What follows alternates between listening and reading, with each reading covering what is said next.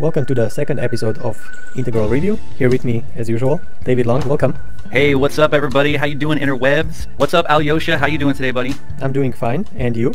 I'm doing great. I am so excited to review this book by Jordan Peterson with you, my friend. Yeah, this one's going to be a doozy. There's a lot to say. Let's just put it that way. There's a lot to say. So I'm just hoping it's not going to be like 8-hour podcast or something. It's going to be at least an 8-hour podcast.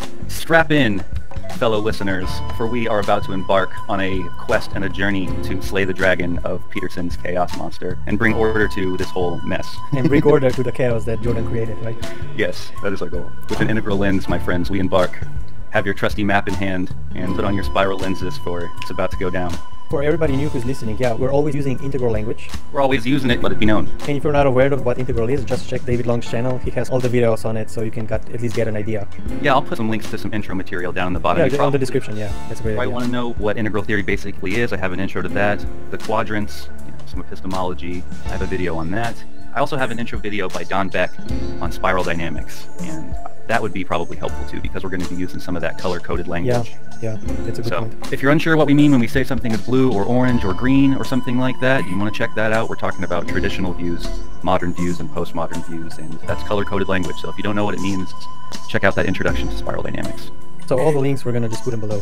So we're not gonna review Jordan. Obviously, we're gonna review Jordan, but we're gonna review his book, The 12 Rules. And let's just start with our sort of first basic impression. So what was your impression on the book? What were some basic good, bad parts?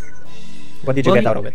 I really enjoyed the book, to be honest. There were some parts of it that a more philosophical part of me found to be cringeworthy and bad advice, but for the most part, I took a lot of what he had to say to heart, and I took a good hard look at myself, and I think he's right. My room probably could use a little bit of cleaning, and a lot of what he's talking about is stuff that I've had to learn slowly over the years without maybe a positive male figure in my life. Stand up straight, get your stuff together, do your thing. Don't just complain that you didn't have things handed to you on a silver platter. Don't be ungrateful. You have this life, you have this chance, you have all these opportunities. What are you going to do with it? Are you going to sit there and complain, or are you going to step up and kick ass? I take that message to heart. I think there's something really important and motivating about that, and I really did. I took it to heart, and I agree with a lot of what he's saying. I think it has a lot of value on a lot of levels. On the other hand, like I said, there's a part of me who has been interested in getting to know what Peterson thinks over the past year or so. About a year ago, maybe a little bit longer, I did a video talking about his talks with Sam Harris, and that was kind of my first entry into who is Peterson and what does he think, and I've been digging deeper into trying to figure out who he is and what he's talking about over this last year, and this has really made it a lot more clear for me what he thinks about things, and I don't agree with a lot of it. But like I said, I see pros and cons. I definitely see that he is delivering some healthy, positive messages that I myself can benefit from. And I'm taking a good, hard look at myself and trying to figure out how and where I can apply some of that in my life. What about you, bud? It was an interesting read. For me, it was like a good beginning, boring middle, and interesting ending, if I want to structure it like that. But like you said, there are some gems, because I already read a lot of shadow books and books that dealt with depth psychology from other authors. We'll talk about those other authors a bit later.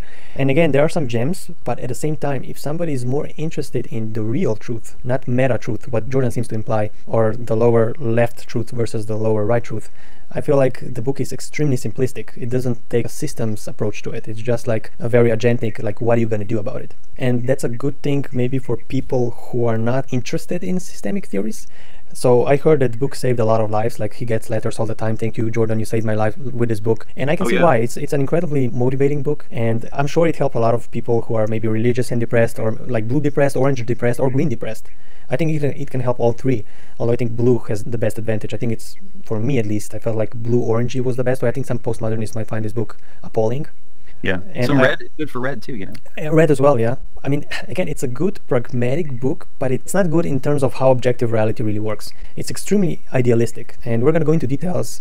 But just by idealistic, you mean? By idealistic, I mean, let's say you should clean your room, whether that would be metaphorically or literally. In objective truth, that doesn't necessarily help with anything, right? In fact, a lot of people who made changes in the world, good or bad, did not have their rooms cleaned at all. Right. So whether you take this idea of cleaning your room literally or not, the fact is that in objective world, a lot of people are totally fucked up, and they are leaders, and they inspire change. And even now, in today's age, we're social media, we constantly hear people who have incredible influences who are just fucked up psychologically. All the Hollywood sex scandals, all those people like top producers, did they all have their rooms cleaned? Well, probably not. Right, Not literally, because they probably have room and services. To some extent, it shows up later in their life when they don't have their room clean, and it seems like they are super successful from the outside, but they're kind of crashing all around them. One of the things that integralists often talk about is this Buckminster Fuller quote: "You don't achieve anything by fighting the current powers that be. To make real change is to create a new system that makes the old system obsolete." Now, I know to some extent his clean your room isn't necessarily a solution to some of that stuff, but I think it does touch in with some of the criticisms that integralists would have about some of the postmodern ideas about Reformation, like rioting and having protests and stuff. Like back when Martin Luther King was doing these demonstrations and these things, he was putting real pressure on the systems and the powers that be to make change, whereas now it's almost like we're throwing a little bonfire camping thing in a park somewhere and making a bunch of noise but not really doing anything about it. And also, if you take this clean your room thing poetically and seriously, maybe it's saying something to you like, oh, you say you care about this? Well, what are you doing in your everyday life to really support it? Maybe start there and clean your own shit. Like for me as a vegan, oh, you say you care about animals or whatever it is? Well, do you really support it? And it takes a long time to get to the point where you can start to separate yourself from some of that. And even that is just one issue. We still drive a car and all this stuff. So that's like more micro scale type of stuff. But I also heard him bring up an example of how this one person came up with this piece of technology that's going to clean up the oceans or something. So instead of starting a protest or whatever, he went to work to figure out a practical way to actually make a difference. So if there is a positive interpretation of this, clean your room, fix your own shit, and if it does align with integral values, if we can stretch it in that direction and give a gracious read, maybe we agree about something like that. The problem I have with this clean your room thing is, for instance, Martin Luther King, as I recall, he was like a plagiarist, and he also was like cheating on his wife. So to say that he had his room clean is a little bit of a stretch. And like even, you know, Mother Teresa had her problems. You know, Bill Cosby, who was like the father figure of the 80s, you know what I mean, with his, and he's now being, so all these people who are influencers, did they have their rooms either literally or metaphorically cleaned? Well, probably not. So, yeah. But you're right. I have a problem is that I'm afraid people will take this literally. And this is where the problem is. Right. And like you say, he's very vague. He doesn't like say, look, clean your room, and this is exactly what I mean by it. These are some practical examples of how you can practically get your room clean, and this is what I mean by it. No, it's very vague, like clean your room. Here, let's talk about lobsters. And so I see what you mean, though. There's a problem with interpretation for sure. Well, I think that's one of his sort of failings, in my opinion, because when you read Jordan, you shouldn't take these things literally. It's not like if you're going to clean your room, your depression is going to be gone. You can interpret that in a way like this could be your first step to getting out of depression. Your room can be like polished to the max, and you're not going to get out of depression. It's a good start to start doing something. Right. Don't actually take that like a literal coin or something. And I feel like when you talk with Jordan Peterson fans, they're just going to say, go clean your room. Like, what do you know, right? They're just going to dismiss you. And I feel like this Jordan Peterson fanboyism, if it's not grounded in truth, like the truth, the objective truth, again, we are skilled enough. The problem is we are skilled enough to get the right interpretation. I know what he means when he says clean your room. You know, you got to start somewhere. So start in your room. If you're depressed, yeah, go start cleaning your room. Do something. That's a great start. But don't think like that's it. Don't take it too literally. That's what I'm afraid people will do. And that's not good. You know, my best friend Kevin, when I first started thinking about these things and seeing all the problems in society and being like, we could fix these things, not even because I'm so smart, but because humanity is so smart, and to some extent we've already come up with solutions to a lot of these problems. It's just a matter of skillfully organizing and implementing them. So when I was first coming to him with some of these things, because he was one of the only people who I felt like who could really understand where I was coming from and offer some practical advice, he didn't tell me, you're just little, shut up, clean your room, work on yourself, maybe then we'll see. No, he told me, okay, so let's say you had a small commune that you could govern and control with some of these kinds of new methods and problem-solving things you know of or that are being developed. Let's say you were going to actually seriously do this. How do you make decisions? How do you decide whether you want to put in a tennis court or a swimming pool? Like a practical problem, how do you solve it? And if you can't solve the practical problems and you have pie-in-the-sky ideas, then maybe you need to go clean your room. But what I like about what he did was he engaged with my project. He didn't say you're stupid. He took me seriously and said, okay, let's say we're really going to do this. How are we going to do it? How does it work? Show me. And that made me go back to the drawing board and start to figure out how to answer those kinds of questions. So I guess what I'm saying is I don't think telling people, like you're saying, oh, go perfect yourself first is necessarily the solution. I think that we should take people's criticisms seriously and then engage with them further and be like, how can we actually solve these problems? What can we actually do? And how does it actually work? And if you have something that's really good and that really stands up, then maybe it's convincing and we can actually move forward with it. but vague talk and idealistic rhetoric, when the rubber meets the road, isn't going to do it. Yeah, I agree. I feel like he fails to make some basic distinctions so people understand that these are not like literal koans. These are like some basic outlines that can really help, and it did help a lot of people. But at the same time, it might not correspond with what's really happening in reality. And this is something I feel like he's sort of missing the point. He feels like the lower left quadrant, like the meta truth, as he calls it, or this meta Christian kind of truth, is more important than objective truth. And maybe in a way it could be, but I don't know. It's well, he's saying that it informs the objective truth. He's saying that these absolute structures that are like these Platonic ideals inform the objective structure and things. Like when he talks about hierarchies or whatever, he almost points to them showing up in nature as an example of this universal absolute pattern. He abstracts backwards from objective patterns to absolute truths about the essence of reality. It's weird. It is, yeah. It's also wrong. It's actually the exact opposite. These archetypes are rooted in human psychology based on evolutionary hierarchies that actually appear in our human experiences that then become part of our conscious and unconscious life. But I think we should just start with all the 12 steps, and we're going to go deeper into it. I just don't want to go to philosophizing. Before we do that, do you feel like, we do feel like most people will get something good out of this? Like it's good for the average person, right? This is where I have the dilemma. Will they get something good out of it? I think a lot of people will, but maybe some people won't. Because here's the problem. If somebody goes and does everything he says, he acknowledges all the 12 steps and does them perfectly, it will help, probably. But it depends on what kind of system he still is. Because even if the whole culture, even if everybody in the world followed these rules, there would still be chaos. Maybe he believes that everything would be like in perfect order if everybody followed these rules, but I don't think that's the case at all. I mean, it's possible. Do you remember there's a certain point in the book where he talks about some woman who is kind of just floating through life? Miss S, we'll call her, was vague to the point of non-existence. She was a ghost of a person. Her parents had never provided her with a minute of attention. She had no friends now and none in the past. She had no partner. She had no one to talk to, and she didn't know how to think on her own. That's not rare. She had no self. She was instead a walking cacophony of unintegrated experiences. Miss S knew nothing about herself. She knew nothing about other individuals. She knew nothing about the world. She was a movie played out of focus, and she was desperately waiting for a story about herself to make it all make sense. Crying out for order. That was my client. People like her are the reason that the many forms of psychotherapy currently practiced all work. People can be so confused that their psyches will be ordered and their lives improved by the adoption of any reasonably orderly system of interpretation. This is the bringing together of the disparate elements of their lives in a disciplined manner. Any disciplined manner. So, if you have come apart at the seams, or if you have never been together at all, you can restructure your life on Freudian, Jungian, Adlerian, Rogerian, or behavioral principles. At least then you make sense. At least then you're coherent. He was saying that like she just needed somebody to give her some kind of a system, some kind of rules, because she was just conforming to everything around her, but she didn't have an actual identity herself. I think he even said something like, it doesn't even matter what kind of a system you give to somebody as long as they have some kind of a system to order their life by. But I think that's kind of a clue into what his general project is here. He feels like there's a whole bunch of postmodern people who were raised without any kind of structure or value or guidance. And he's like, well, let me give them some rules, right? Very blue language, rules to live by to bring order to their chaos. And these are these basic traditional modern values. Even though the point that he seems to be making in this context is that he's making a virtue of the fact that he's not just trying to indoctrinate people into the ideology that he likes, but that he's more of a neutral listener. Maybe that's a contradiction, maybe it's not. I knew about all this when Miss S came to talk to me about her sexual experiences. When she recounted her trips to the singles bars and their recurring aftermath, I thought a bunch of things at once. I thought, you're so vague and so non-existent. You're a denizen of chaos and the underworld. You are going 10 different places at the same time. Anyone can take you by the hand and guide you down the road of their choosing. After all, if you're not the leading man in your own drama, you're a bit player in someone else's, and you might well be assigned to play a dismal, lonely, and tragic part. I thought, I could simplify Miss S's life. I could say that her suspicions of rape were fully justified, and that her doubt about the events was nothing but additional evidence of her thorough and long-term victimization. But I also thought, I could tell Miss S that she is a walking disaster. I could tell her that she wanders into a bar like a courtesan in a coma, that she's a danger to herself and others, that she needs to wake up, and that if she goes to singles bars and drinks too much and is taken home and has rough, violent sex, or even tender, caring sex, then what the hell does she expect? If I had been the adherent of a left-wing social justice ideology, I would have told her the first story. If I had been the adherent of a conservative ideology, I would have told her the second.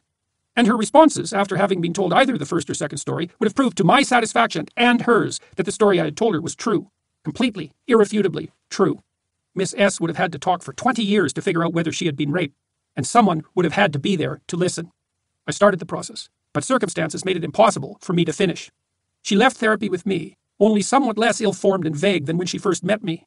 But at least she didn't leave as the living embodiment of my damned ideology. So first it seems like he's saying that any kind of order can help. But then in this book that he's writing where he's trying to give you rules for life, it seems like he's trying to imply that imposing your order on someone else is a problem.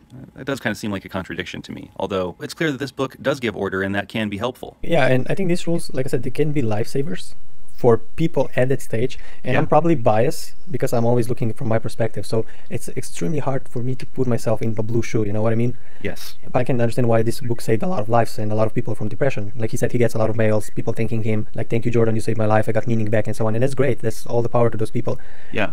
Well, like you say, it is problematic because our society is kind of at a postmodern level, right? But all the stages of first tier think that their worldview is the only true and right worldview. And so we're kind of running into some of those kinds of problems because people are brought up in this society and they're brought up with postmodern values, but they haven't actually earned those postmodern values. They don't have the values of a healthy blue or a healthy orange system online. They've kind of bypassed those things, and so they're not really healthy green. They are kind of red, impulsive, egoic children, and that is a serious problem that we're having in the world. But on the other hand, there are people who are authentically at those stages of development, and if they take Peterson's advice, this regressive, I like the name that I want to give the book, the 12 Rules for a Traditional Life, Convention as an Antidote to Nihilism, right? So he basically demonizes anything postmodern or higher because he's afraid of it. He's afraid of this abyss of meaninglessness, and as a response, he clings back tight to his traditional blue ideas. Something new and radical is still almost always wrong. You need good, even great reasons to ignore or defy general public opinion. That's your culture. It's a mighty oak. You perch on one of its branches. If the branch breaks, it's a long way down, farther perhaps than you think. If you're reading this book, there's a strong probability that you're a privileged person. You can read. You have time to read. You're perched high in the clouds. It took untold generations to get you where you are. A little gratitude might be in order. If you're going to insist on bending the world to your way, you better have your reasons. If you're going to stand your ground, you better have your reasons. You better have thought them through. You might otherwise be in for a very hard landing. You should do what other people do, unless you have a very good reason not to. If you're in a rut, at least you know that other people have traveled that path. Out of the rut is too often off the road. And in the desert that awaits off the road, there are highwaymen and monsters. So speaks wisdom. And so if you're actually trying to grow past the convention in a healthy way,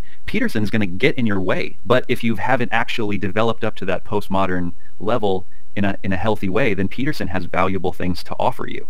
Yeah, I would agree with that. Yeah, I think that, again, I'm probably using my bias because I really like systems thinking and I'm interested in objective truth. And I think for those healthy postmodernists, as you're saying, this book might be like a simplified insult, basically. Yeah. Because it's really vague and boring and doesn't go into any kind of larger systems problems. But for people who are red, orange, or blue, they are depressed or lost in life, this book can be a lifesaver to those people. Yeah. And for those people to function in real world, this could be extremely helpful. So again, it's hard for me to put myself into the shoes of like a depressed blue person. I know how it is to be depressed integral person. That's something I know really well. But how to be depressed blue, it's hard, but I can see the value there. Yeah, I think that's sort of the target audience I think this book is actually for. This is not for systems thinkers or like healthy green postmodernist thinkers, but it's extremely good for depressed blue, orange, red people. Yeah, I mean, it's definitely a one-size-fits-all approach. It's a orangey blue agentic approach to self-help. This is a self-help book from a psychologist who's trying to be a father figure for people. Basically, the role of what a psychologist is to be like the healthy mommy or daddy figure for people. And you got to understand that a lot of the people who are probably coming to him in the first place are having a lot of these kinds of early first-tier problems, and a lot of what he's telling them, a lot of what he's seeing that they need are these healthy, traditional, and modern values. And so I'm sure that he's just inundated with that. But if you actually go to like the bookstore and look in the self-help section, a lot of what you'll see is including a lot of, I would say, healthy versions of postmodernism and Buddhism and existential awakening, and you will find none of that in Peterson's book. If anything, you'll find the rejection of that, which is why I was saying I like this title, 12 Rules for a Traditional Life, Convention as an Antidote to Nihilism, because he's so afraid of the dark, shadowy abyss of postmodernism. I think that obviously he's mostly inspired by Bible and some weird kind of rational interpretation like this. He's using like this Darwinian / pragmatic interpretation of the Bible, and ironic thing is he is like an archetype of an old school father that a lot of young people just don't have. And this is why I feel he's really, I mean, there are other reasons why he's popular, but he's fitting in that role. He's like the father you never had that tells you, go clean up your room, sort yourself out, have a purpose and meaning. And that's great. I'm not saying that's a bad thing. Yeah, so he's like a meta psychologist. And with this book, he's using this father figure kind of rules and tells men and women, more men, look, clean your room, do your shit, help yourself, then try to change the world. But it does kind of start to feel kind of condescending at a certain point, doesn't it? You're just like, quit talking to me like I'm your child, like I'm your son. You're not really treating me as like an equal across the table, like, hey, you know, sometimes I need to clean up my room. What I've learned is this. It's like, listen, kid, you're just some little disorganized little brat. Why don't you get your shit together? That's kind of the tone of the book. Yeah, and again, it doesn't correspond with reality. Like I said before, he has this idealistic view on humanity. But whenever you see people in any kind of position, most of them are fucked up. And again, it creates a distortion between what's really happening and what he thinks should be happening. You should have your room cleaned, literally and metaphorically. But that doesn't necessarily gonna bring you far in life. But it's a good start. Or maybe not. It's hard to say, but it's a distortion of reality. Like you mentioned in your Sam Harris Jordan Peterson talk, he's a lower left reductionist. He feels like this meta truth of cleaning your room is literally more important than what's really happening in real life. So in this case, map is not accurate to the territory. And that's something that I'm afraid these people who are reading this book are going to be confused by. Yeah, yeah. And like you said, it's a very practical interpretation of Christianity, because was Jesus' message clean your room? Or would Jesus have you sell everything in your room, leave all that behind, and follow him? For Jesus, service to the body of Christ, being really in it, is the most important thing. And fuck your room, fuck your life, and all the things that you're trying to get your shit together. To really get your shit together is to die to your ego and to live as a sacrifice. I mean, Jordan Peterson is talking about sacrifice in this thing, but he's also talking about trying to build a strong and healthy ego, right? Yeah, he's doing a little bit of both, I guess. A little bit of both. He does contradict himself a little bit in this because his traditional values and his modern values are conflicting with each other. There are quite a few contradictions in Jordan's book. He would be able to intellect himself out of them because, again, the language is so vague that everything can mean anything, right? What is order? What is chaos? These are really vague terms. And what is order on one level? Like, even if you look at just some basic chaos order kind of theories, so you can have chaos on one level, but that can be order on a higher level. Right. And then that could be a new chaos and then a new higher order. So it depends on which stage you're looking from. Something can be an order and something can be a chaos. But he doesn't go into that kind of complexity. He's just doing it from a really simplistic kind of agentic, personal, subjective point of view, you know? With a very binary kind of thinking. Like what you're talking about is multiple levels. He's kind of thinking in this kind of black and white, which is also why I think he's constantly reducing post-conventional to being rebellious children. Because for him, there's people who are in line with the convention and there's people who are not in line with the convention. That's a pre-trans fallacy number one, you know? Yeah. But we can get into that a little bit deeper. Yeah. Maybe we could jump into the list. Yeah. So these 12 steps I got from the Guardian website. So this is just going to be our outline, and then we're going to go into details of each step. So I'm just going to read the whole outline from the Guardian. Although I'm not saying this interpretation is the best because it's just another author's interpretation of what Jordan is saying. But we both read the book, so I'm sure we will try to interpret things the way that Jordan is trying to interpret. I hope we interpret Jordan as best as we could. So the first rule. Rule 1. Stand up straight with your shoulders back. And here's the outline. Most lobsters are complete bastards left to their own devices. Most humans are complete bastards left to their own devices. This proves there is a God who wants to have order. Order is masculine, chaos is feminine. Therefore, to move towards order, we need to man up. Happiness is pointless. We are all on this earth to suffer, so learn to suffer like a man. Not everyone can be rich and successful as me, but try to be less of a failure than you already are. So this is the outline the author got from the Guardian. So should we start with the lobsters, masculine, feminine, order, chaos? Where do you want to start with this chapter? Well, I think with the masculine and feminine, one thing that is good to point out, there is this kind of universal idea of masculine and feminine that is cross-cultural. It appears in almost every tradition. But the problem with it is that if you really start to line some of these dualities up, you start to notice that it's not really that perfect. Like, for example, in the Egyptian mythology, they like their woman on top. Well, the woman is the sky goddess and the masculine is the underworld. So they flip the binary on you. Yeah. And so that becomes a problem. But I think this is also where we might want to talk about how he introduces what he's doing in terms of his transrational interpretation. One of the main problems with his whole 12 rules and his whole structure is that there's really no meta theory here. You get hints at his worldview from some of the stuff that he says, but he doesn't really tell you exactly what he thinks or what he's doing. It's very vague. And I guess maybe to some extent that's on purpose. Yeah, that's an interesting point. If you compare it to Wilber, although Wilber is not really necessarily a self-help book, but at least Wilber has an outline. It's like he has the quadrants, the lines, levels, states, and types, and he mishmashes them and explains them in some kind of logical kind of way. But with Jordan Peterson, even if I try to like draw the theory myself, because I like to draw theories, I just couldn't because it's all over the place. Although in his defense, drawing psychoanalytic theories is extremely hard beyond some basic outlines. Even if you look like Freudian, Jungian theories. So if you look at a basic Freudian theory, you have the ego, superego, and the ID, the inner desire, and then you have like the sensor in the middle, a little caveats here and there. But in terms terms of drawing the theory, it's the Freudian theory in drawings is extremely basic, and there are details, but most of the time when you draw psychoanalytic maps in details, they're usually wrong. And the reason they're wrong is because every person is so unique that I think at some point it's impossible to make a very in-depth psychoanalytic map. Macro maps can work well, but in-depth micro psychoanalytic maps are almost impossible to draw. But in Jordan's case, he doesn't even have like a macro psycho map that could more or less apply to everybody. You know what I mean? Yeah, Wilber gives you a map and then explains things in terms of the map. So that way, what he's telling you not only makes sense of the map, but it refers back to itself and reinforces the kind of system that he's trying to teach you. So he's teaching you both the theory and the application, and he's showing you through the application why the map is good. And we don't get that with Peterson at all. We get these kinds of vague tangents. What were we talking about again? Oh yeah, that's right. Stand up straight with your shoulders. You know, that was one of the main criticisms that I made about him before in my Harris and Peterson video, is that I felt like he just meanders around and winds up talking about all of these things, and then you can really lose track of what he's talking about or where he's going with any of this or how this relates back to the main point that he's trying to make. It's a real mess. When I was reading the book, most of the time I already forgot what the rule was, because when he talks all sorts of interpretations, again, for me it feels like these rules are there because he has another book called Maps of Meaning, and I feel like this is like trying to be like a more sorted out version of that. I haven't read Maps of Meaning. There is some kind of drawings there. He has like some the more kind of accessible version of it. Yeah, and he has some kind of drawings there, but those drawings don't make any sense to me whatsoever. They're extremely vague and weird, and I'm gonna read Maps of Meaning as well, and maybe we can have a follow-up podcast and maybe even go through the Maps of Meaning book.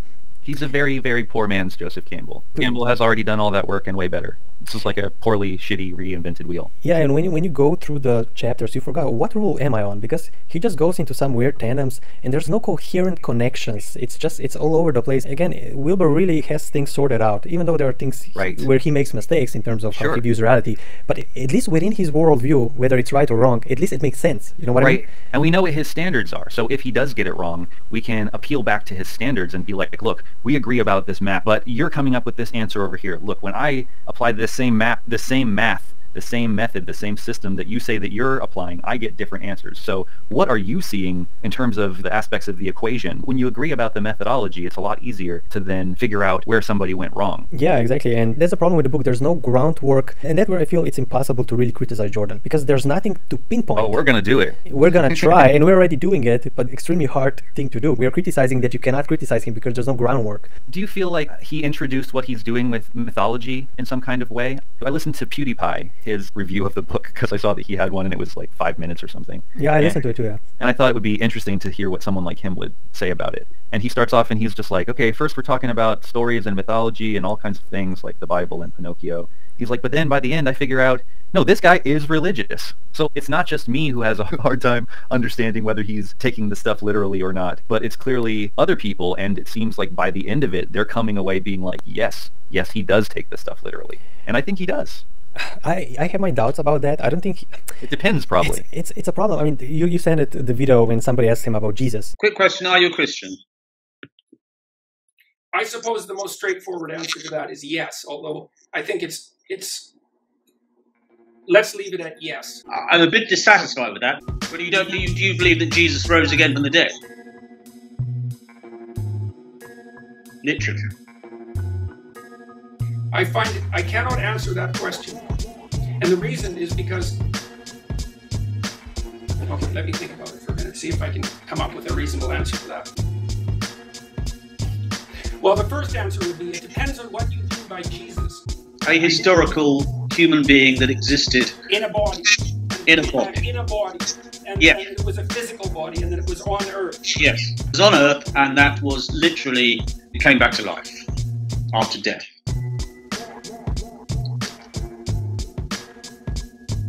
I would say that at the moment I'm agnostic about that issue, which is a lot different than saying I don't believe that it happened. And he was like almost avoiding when he said, did Jesus literally live? Is all these things literally true? And he was like, well, depends what you mean, blah, blah, blah. He was, again, going into interpretations to like avoid concrete answers. I think he did the same with Sam Harris, because Sam Harris is a really master of trying to pin him down. And it's amazing that we had 2 hours of them talking about what is true. Right. So they couldn't get anywhere in 2 hours, because if he is a lower left reductionist, if everything is based on interpretation, there's no groundwork. And I think what Sam Harris was trying to do was lay a groundwork. So there's like a red line we can both like hold on when we're talking. But if he's avoiding the red line, then it's all about interpretations, and when everybody has their own interpretation, it's more like anything goes. And when you have anything goes, it's hard to criticize because there's nothing to hold on. He goes into all these Bible stories, and I'm not saying his interpretations are not useful. I think they are, but the problem is they're not the only correct ones. I mean, I can just make some interpretations down, and who's gonna say my interpretation is better or worse than his is, right? I can look at, let's say, the Adam and Eve kind of story. Let's say Eve gave Adam an apple. Let's find a postmodernist interpretation. Let's say Eve, the feminine, gives the masculine Adam the apple. Apple represents the system, but the system is too complex, so Adam bites on it. He wants to reduce this to something less. So biting the apple is trying to reduce the complexity of a structure, a system, into something that's more chewable, and that's what the masculine Adam did. So this is like a postmodern interpretation, and who's gonna say my interpretation is the wrong interpretation? Who's gonna say that? Who's gonna criticize me now? You know what I mean? Well, like, I see what you're saying, that the interpretation of the metaphor, especially something so loose like Adam and Eve, and how you, I mean, like, I've heard multiple interpretations of the fall of the garden, and I have certain ones that I like, you know, but definitely there's a bunch of different ways that you could take it, because these are archetypal symbols: the first man, the first woman, the masculine, the feminine, embodied, the fruit of knowledge, and all these kinds of things, innocence lost, and all that. Of course, there's so many ways you could go with it, but I think when it comes down to that hard question that he was asked in the video and that he didn't want to come to, there's a couple ways that could go. Either, on one hand, the guy can't make a pre and trans distinction. He doesn't know the difference between magic and mythic and poetry, or he wants to take the magical and mythical idea and act like it's literally true, but he doesn't try to back those ideas up with actual history or facts or anything like that, because he doesn't seem to be all that concerned with the line between what is true and with what is good or beautiful. He kind of conflates those things. Like you're saying, part of the problem is that he doesn't have a really healthy, strong ground in orange himself. Like, he's good at the agentic achiever parts, where you make a man of yourself and you go out and you do something and you accomplish things in the world, but he's not good at the rational stuff. He rejects rationality and thinks that it's less than this kind of deeper poetic, metaphoric symbolism that's good enough, true enough to help you get through. But on the other hand, if he actually can make this distinction, then the person who's telling us to tell the truth might actually be lying to us when it comes to whether he can tell the truth about this or not, because he doesn't want to alienate people who are potentially in his audience. He doesn't want to say that Jesus isn't actually a true historical figure, that it's just a metaphor, because then he would lose a lot of his Christian followers. And so either way, you have a problem. You have a dude who is a hypocrite and who's being dishonest for money, or you have a dude who can't make a good distinction and is confused and confusing people. And that's not good either way. Or maybe his main concern seems to be with maintaining the status quo. Maybe he's afraid that if he admitted that that was just a metaphor, that would shake people's faith too much and they would fall into nihilism. But if that's the case, he's not being honest. This might be that tell the truth or at least don't lie. The at least don't lie part. Well, I don't absolutely know is his way of dodging the question. But we don't need people dodging the question. We need people who are making the good distinction. And that's not what he's doing. Quick question, are you a Christian? I suppose the most straightforward answer to that is yes, although I think it's let's leave it at yes. Yeah, I mean, the book is touching a few levels. I read some of the comments on his videos and stuff. A lot of right-wing Christians hope he's Christian. Some of them are not sure he is, but they want him to be. Right, they want to claim him. Yeah, exactly. And I think there's a good reason. I think that Blue doesn't have someone who's really charismatic. Intelligent and charismatic. And intelligent. And they need it. I mean, Kent Hovind, I would guess, is one of them, but he's not really that popular, and he was in jail. I don't know if you know the guy, Kent Hovind. Yeah. Yeah, but he's really charismatic. I like to listen to him, even though he's one of those guys who says that Noir is literally true, the Bible is literally true, and then he finds like evolutionary evidence. Right. He's an incredible speaker. I like his speeches. He's an amazing speaker, and he's really charismatic, really sure of himself. But again, he's talking nonsense, and they miss someone like that. You know, a lot of Christian speakers are not as authentic, and I think that now in the age of modernity, atheistic speakers are really tearing apart the Christians. And I think Jordan Peterson was like this new hero of the Blue, of the right-wingers who can stand up to those rationalists and say the Bible truth is more important than objective truth. He's getting up and talking with people like Ben Shapiro and stuff like that, who I think is another kind of darling of the right. Maybe not of Christianity, but of like the right politically. And they're saying that Jordan is a member of the regressive left. And I could see why they say that, because he's like an academic, and you would think that he seems pretty right to me. You know, he seems like he's all about responsibility and freedom of speech, and he seems to reject a lot of the things about the left, the communal themes, the exterior quadrants. Doesn't he do climate change denial at some point in this thing? I'm not sure about the climate change, but I'm pretty sure I heard some climate change denial I happen would, in this thing. I would guess that because of his lower left preference, he's gonna miss a lot of objective truth. I haven't heard anything about climate change. I mean, I listened to some of his talk, but I haven't really I'm pretty sure it was in this book. There was a small portion where he said something about human climate change and basically being like, it's not that big of a deal. Clean your room. Yeah, I remember that. Yeah, something is coming up. Yeah, he just didn't really felt like that's important. Yeah, I was in my mind adding it to the list of offenses: climate change, rejection, blame the victim, pro-bullies and violence, rejection of reformation, wanting to change the system. All the things that, to some extent, are the postmodern green darlings of the left. He, to some extent, shits on all of them and points back to personal responsibility. Very interesting. This is the problem, right? Because, again, from a pragmatic, subjective point of view, all these things can be helpful. But the problem is most of the world's problems, especially nowadays, like I said before, if everybody listens to these 12 steps, Earth is still gonna get screwed. So systemic theories, and even meta-systemic, but for beginning, let's just start with the systemic theories, they will need to be incorporated and taught in schools and everywhere because people need to have this postmodern systemic awareness. And if we don't, we're screwed, right? Now, I'm not saying everybody should be educated on that, but at least we need to create systems, even for people who are red, blue, and so on, that don't destroy Earth. So I don't know exactly how we would achieve that educationally, but I think that people need to see the wider view of the picture, and this specific book of his is exactly not that. Yeah, well, I mean, in terms of being reductionist, and when I say that he's agentic and he rejects the communal and that his responsibility to the exterior quadrants, he's basically saying, ignore the system and all of that, get your shit together, focus on you. You do you, which is interesting because what most postmodernism is supposedly about is like, get over yourself, live for something higher, and to some extent that is what the blue traditional stuff is supposed to be about too, is like, get over yourself, live for God. And it's interesting, at one point in this book, Peterson brings up the fact that Christians often will get caught up in vicarious atonement. They don't live like Christ, right? Yeah. But this is another good example, going back to this pre-trans problem. There's a difference between seeing Jesus as a metaphor, as this hero metaphor for yourself, and worshiping him, or having this vicarious atonement, or what would Jesus do? And so the distinction is that as if phrase, the metaphor. And it doesn't seem like what Peterson is really doing is saying that Jesus is a metaphor for how we should live, or a metaphor for integrity, or ultimate self-sacrifice. It sounds like he's saying Jesus is an example. Jesus was a historical figure, perhaps. I'm sure he thinks that. And that he was an example. So he doesn't get to that transpersonal, I and the Father are one, and that saying from the Gnostic Gospel of Thomas, he who drinks from my mouth shall be me, and he will become as I am, and the things that are hidden will be revealed to him. So this understanding to see yourself as the Christ, to see yourself as God's Son, not just to worship God's Son. So it's interesting if you compare Wilber's interpretation of mythology versus Peterson's interpretation of mythology, I think they're making opposite mistakes. Because a lot of what I'm seeing that Wilber is constantly doing is acting as if everything trans-rational is transpersonal, and it seems like Peterson wants to reduce everything that's transpersonal to transrational, like he only sees the transrational. Now the distinction there is that something that's transrational is metaphoric, and something that's transpersonal is about transcending your ego, death to your ego. And in terms of postmodern existential awakening, Peterson is not interested in you transcending your ego. He's interested in you building a healthy ego. And if anything, he's afraid of you transcending your ego. At one point he says, you have the ability, this is a contradiction, that you have the ability to use your own judgment to decide whether something is right or wrong in your life. That you should trust your judgments about your standards, and that you don't have to adhere to some kind of imposed structure. But then he goes on to say that we should respect those structures. But then there's another point at which he says that we are not capable of creating our own meanings, that we don't know enough about ourselves or about what's good or any of that stuff, and so that we should defer back to ancient wisdom because they probably knew a lot better about what was going on than we do. And maybe this goes back to him being a psychologist and having to work with people who maybe they're arrogant, maybe they think that they know everything, and he has to kind of break past that to actually be able to help them. Maybe that's why he's doing some of that. What do you think? It's a tough one. I mean, both of the interpretations could be useful depending on a person.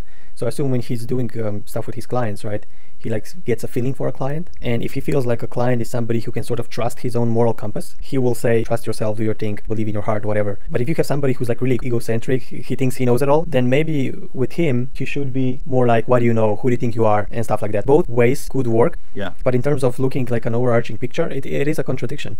Yeah. And he never acknowledges that. And so the problem with me is, does he understand that's a contradiction? And the problem is, I don't know how he sees his meta theory in action. Maybe nobody knows, but maybe he has like a drawn one map. Yeah, it would be interesting. I don't know how his brain works, how he looks at his theory. Doesn't he see like any contradictions? It's hard to say whether he's aware of them and he's just using them pragmatically based on who is he dealing with, or he's not aware of them. I don't know. It's hard to say. We need to put ourselves into his brain to know. It's hard to say. I don't know. Another thing that comes to mind around this, I'm always looking out for when he's ever going to mention Joseph Campbell. So I heard him mention Joseph Campbell a couple days ago in some other video, and he was saying something like, Joseph Campbell tells his students to follow your bliss. He's like, that's a disaster. And then if you think about it, he tells his students, clean your room. Joseph Campbell is telling his students to follow your bliss. And I think it reveals something about the attitudes of the different people, and probably something about the time, too. You had very conventional people, probably back when Joseph Campbell was around, and he's telling them, don't be so conventional. Follow the thing that you're passionate about, and it will lead you to places that you couldn't even imagine if you just follow your passion and do what you feel like you need to do to be your authentic self, to be really in line with what you love, and life will be amazing for you. And Jordan Peterson is hearing that same message being told to these post-conventional people in this modern age, or this postmodern age, who haven't had any kind of structure or guidance,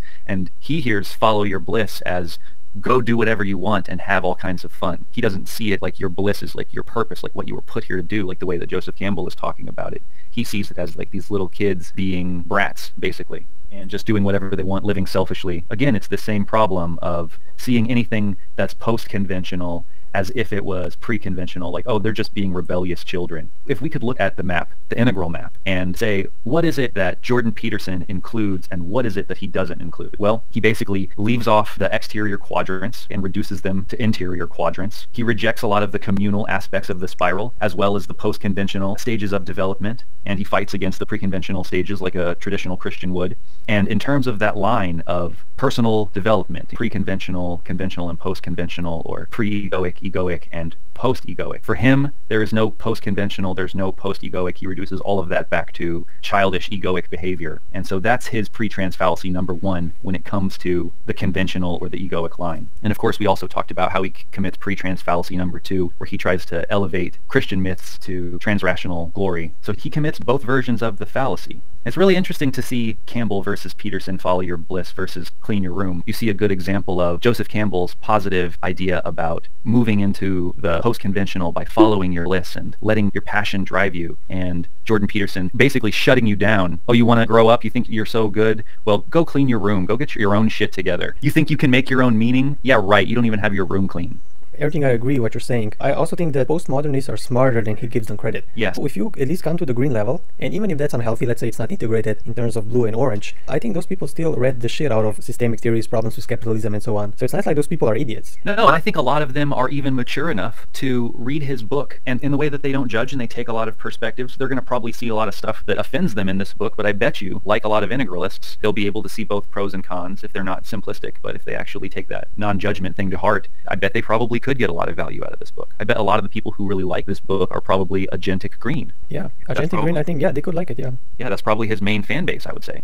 Agentic green. I would probably guess it's probably blue. You think so?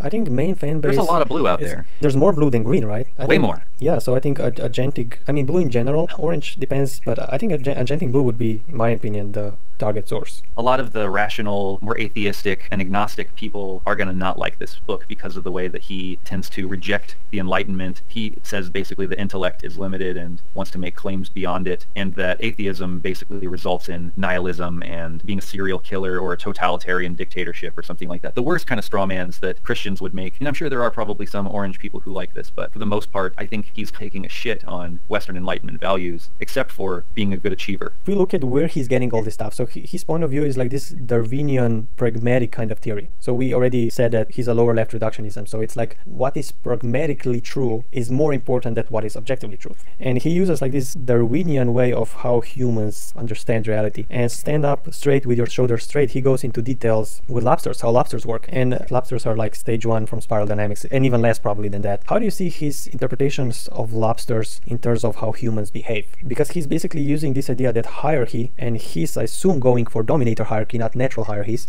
Right. He's using this, like all of us are basically lobsters in a way. If you look at the human primal brain system, the reptilian brain, we are actually all lobsters in a way. At least there's a lobster part in us. And he talks about how if you have two lobsters who are engaging each other, and then the winning lobster has more dopamine, so he's more happy, and the losing lobster doesn't, and so on. How do you see that lobsterish kind of approach to human behavior, and then coming from that theory to standing up straight with your shoulders straight. Well, if we take a 4-quadrant approach to health and healing and everything, I think taking into account standing up straight with your shoulders back is a good idea. You know, it's kind of a fake it till you make it. Correct your posture. Stand upright, not uptight. Don't be scared of the light. Just prepare for the fight. Kind of a posture thing. It's something that we can easily do. So in terms of an actual suggestion, maybe it's a good place to start. And I was definitely thinking about it like, have confidence. I forget whose quote it is, but it says something like, the problem with the world is that foolish people are filled with confidence and smart people are filled with doubts. And for me, as a person who's been taught to sit down, be humble, sit down, be humble.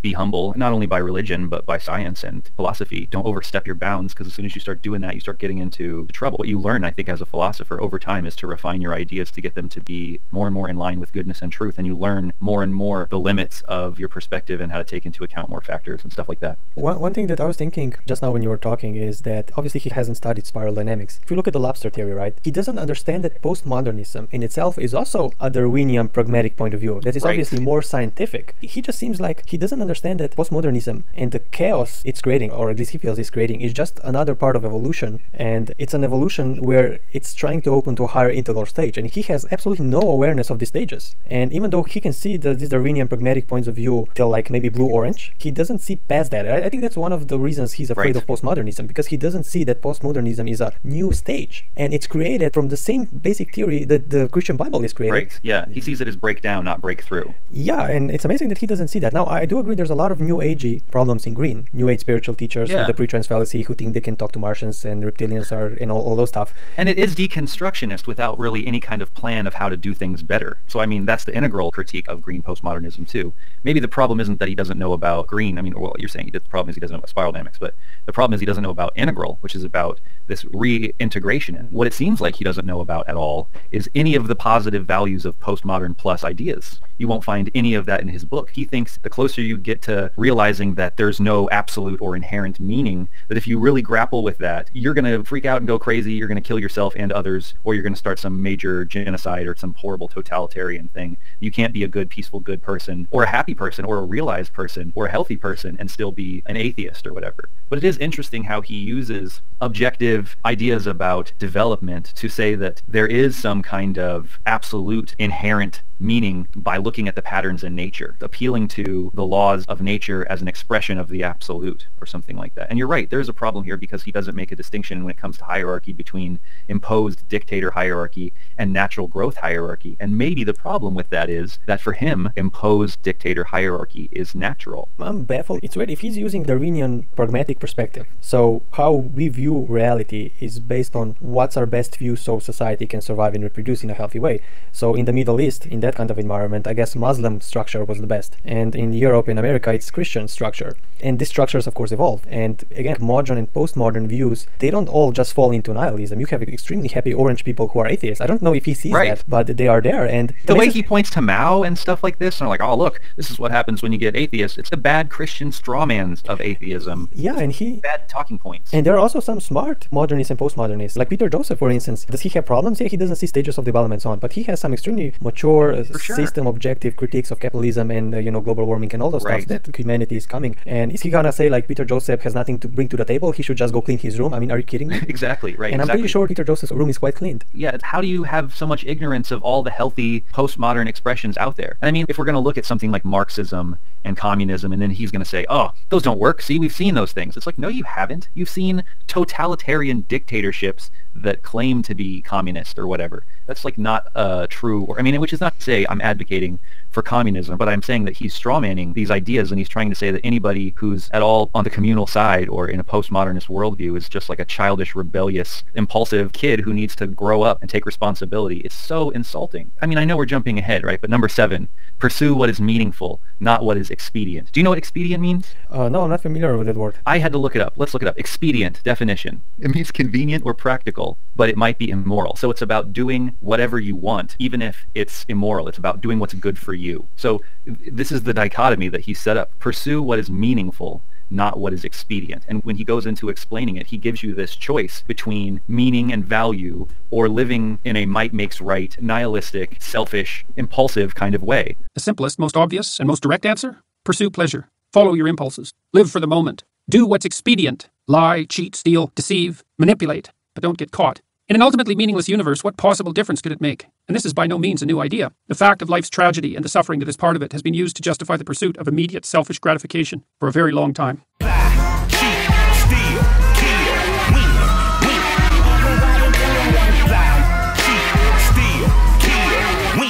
It's clear that he's doing that pre-trans fallacy, that reducing post-conventional people to pre-conventional childish babies. It's a real problem. Yeah, I feel that if you want to write a book like this, it's always about having a balance between helping yourself, so like subjective practical tools, but also seeing the system.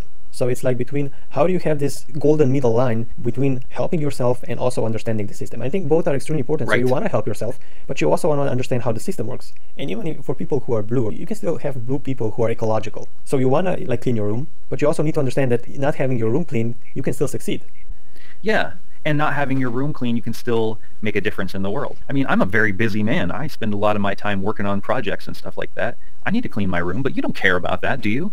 Like, my listeners out there, they're not like, okay, this new video is pretty great, but is his room clean? Yeah. No, they just want the good content. Exactly. So again, it's about knowing systemic reality, which is usually more objective one, how the world really works, but still incorporating his good points, which are good in a way. But knowing both sides or both quadrants is extremely, extremely important. Yeah. And this book only goes to the lower left and maybe upper left in reductionism, and that's not good. I mean, it's good maybe for people who are like depressed, but again, we also want to have as complete or at least as accurate view on how reality works, how human behaviors works, and what gets you to the top or makes you a better person. And if you don't have to clean your room and still achieve something, then maybe you don't have to clean your room. So again, it's always in the middle. You gotta understand both quadrants extremely importantly. Right. It's not that we're saying that he picked the wrong quadrant, it's that all quadrants are important. Yeah, exactly. So should we talk about this happiness is pointless? Because to me, this is revealing more of how he's dealing with modern value systems. He's saying that a lot of modern ethics is based on good feelings, right? Like people's interior happiness. Yeah, this is my friend. I'm going to probably have the Slovenian version of the podcast with him about Jordan Peterson. But I think this is one of the things Jordan Peterson does really well. And when we were talking about this problem, yeah, there's a problem with the self-help, which is like orangey-green kind of thing, is that the psychology is usually extremely basic. Like, let's say a girl was raped. Well, somebody from a self-help industry will say, well, look at it as a gift. What can this rape teach you? And it might seem smart, but it's extremely condescending because that girl was raped. Maybe she has some stored emotions that she needs to reveal, or a lot of shadow issues because of that. If you go to some girl like that, let's say she's 20 now, but she was raped when she was 10 or whatever, she's not gonna just be able to say, oh yeah, well maybe that was a gift, I'm just gonna reinterpret that as a gift. You gotta go into depth. She needs to see how that influenced her. And he almost takes it further to the point where he is gonna say to her, now examine how this rape is your fault. He brings up that example of the husband cheating on the wife, and he basically goes into this long thing. Well, now check to see how that's your fault, because if you were really loving your man the way that you should have been, then maybe he wouldn't have ever wandered away in the first place. It's like you're saying, this self-help approach, a lot of what we're going to be talking about is taking personal responsibility, because to some extent, that's all you can do. Yeah, and again, it's good for her to take responsibility. I think that the problem, and that's not necessarily the problem with Jordan so much, I think that's more a problem of the orange-green kind of maybe Tony Robbins, or maybe that author who wrote The Secret and so on, right? And The Secret is also a huge problem because from the Secret point of theory, she actually attracted the uncle or the father. She attracted the rape to her. Subconsciously, exactly. or consciously, have been or thinking all those rapey thoughts. Yeah, exactly, and that's even worse. And at least, and this is one good thing about Jordan, is at least he brought up depth psychology into the mainstream. And that I think that's extremely important. And I'm not saying his depth psychology in this book specifically is good, because there are many other authors who do it better. But at least he opened the book to understand that you can't just change your beliefs like this, because in most of the orange and green kind of way, you can just change your beliefs.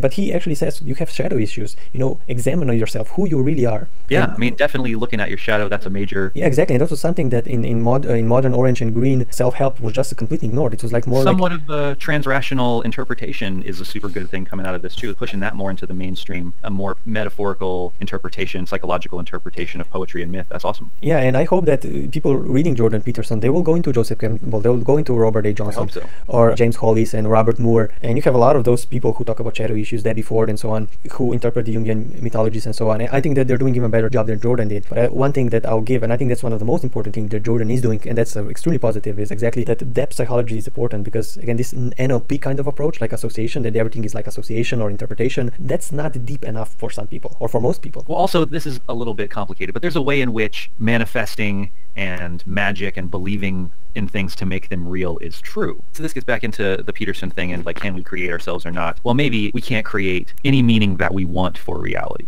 But when Joseph Campbell is telling you to follow your bliss, or we're having some kind of existential self-creation, we're not talking about like, oh, well, I can just decide that I'm an astronaut. Practicality be damned, I'm an astronaut. Now, if you really want to manifest becoming an astronaut or something like that, you're going to have to very much engage with practical reality, and you can set your mind to it and be like, no, I'm going to figure out a way to be a freaking astronaut. No matter what I do, I'm going to do it. And everywhere I go, I'm going to be like talking about how I want to be an astronaut, and eventually, hopefully things come together and maybe you can figure out a way to be an astronaut. Obviously, it's not guaranteed, but if you don't really believe in it and really want it and really know that you're going to figure out a way to do it, you're definitely not going to do it. So I'm not saying it's total bullshit, but you definitely have to take into account real reality to achieve your goals in time. But there is an aspect of believing things to make them true. Yeah, I agree. I mean, the problem with an astronaut is extremely specific, and the likelihood that any of us, even if we want it, are almost zero-sum. Yeah, picking an astronaut is a slightly possible thing. I could definitely pick something that would be impossible to achieve. And it'd be like, it doesn't matter how much you really want to believe that you're going to do that. There's no fucking way it's going to happen. You're never going to be able to jump off of a cliff and fly like a bird.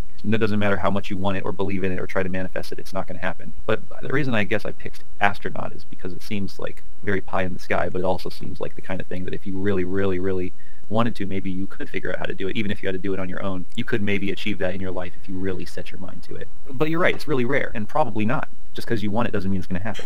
Yeah, I mean, again, and this is where I think this lower left and lower right quadrant and this synergy between them to see objective reality is extremely important. So if you go just the lower left absolutism and say, I'm going to be astronaut for sure, and you can be really hopeful and really 100% believe, the chances of you becoming one are zero-sum. And I would argue that you can have somebody who doesn't even believe he's going to become an astronaut, but he started to, study physics and so on, and maybe his father works at NASA and whatever, and he is by some accident put in the position that he could be an astronaut and then decides, I want to go. I'm just trying to say that systemic and environmental positions that you are born with, even if maybe somebody doesn't want to be an astronaut as much, can have a huge advantage because his father or whatever works at NASA or the Elon Musk's company. He's going to have a lot more higher percentage, even if somebody has all the self-help books on how to become an astronaut. But if he doesn't have that one vital connection, the chances are extremely, extremely slim. You know what I mean? Yeah, you and I are artists and content creators, and we don't just think, oh, well, I just want to do whatever I want to do. Part of our artistic creation is not just project what we would want and try to be that, but to try to figure out what is going to be something that people are going to want to see, what's some content that people are going to want to listen to. I mean, part of the reason why we're talking about this right now is not because you and I are huge Jordan Peterson fans, it's because Jordan Peterson is blowing up and we're trying to get some of his shine so we can get a little bit of attention for ourselves, which is maybe not the kind of thing that a lot of people would want to admit. But the point is that being a creative is not just about pushing your own vision, but it's about figuring out how to compromise with the practical aspects of reality and the other quadrants at play. Yeah, I think it's extremely important to analyze where you are and what the options are. Maybe that doesn't necessarily have to do so much with the Peterson book. But again, like I said, it's a healthy combination of believing and doing what you feel is good for you. What I'm afraid here, let's say somebody really does want to be an astronaut. And let's say his whole well-being depends on that. And let's say he doesn't have luck of doing that. That can create an enormous amount of suffering.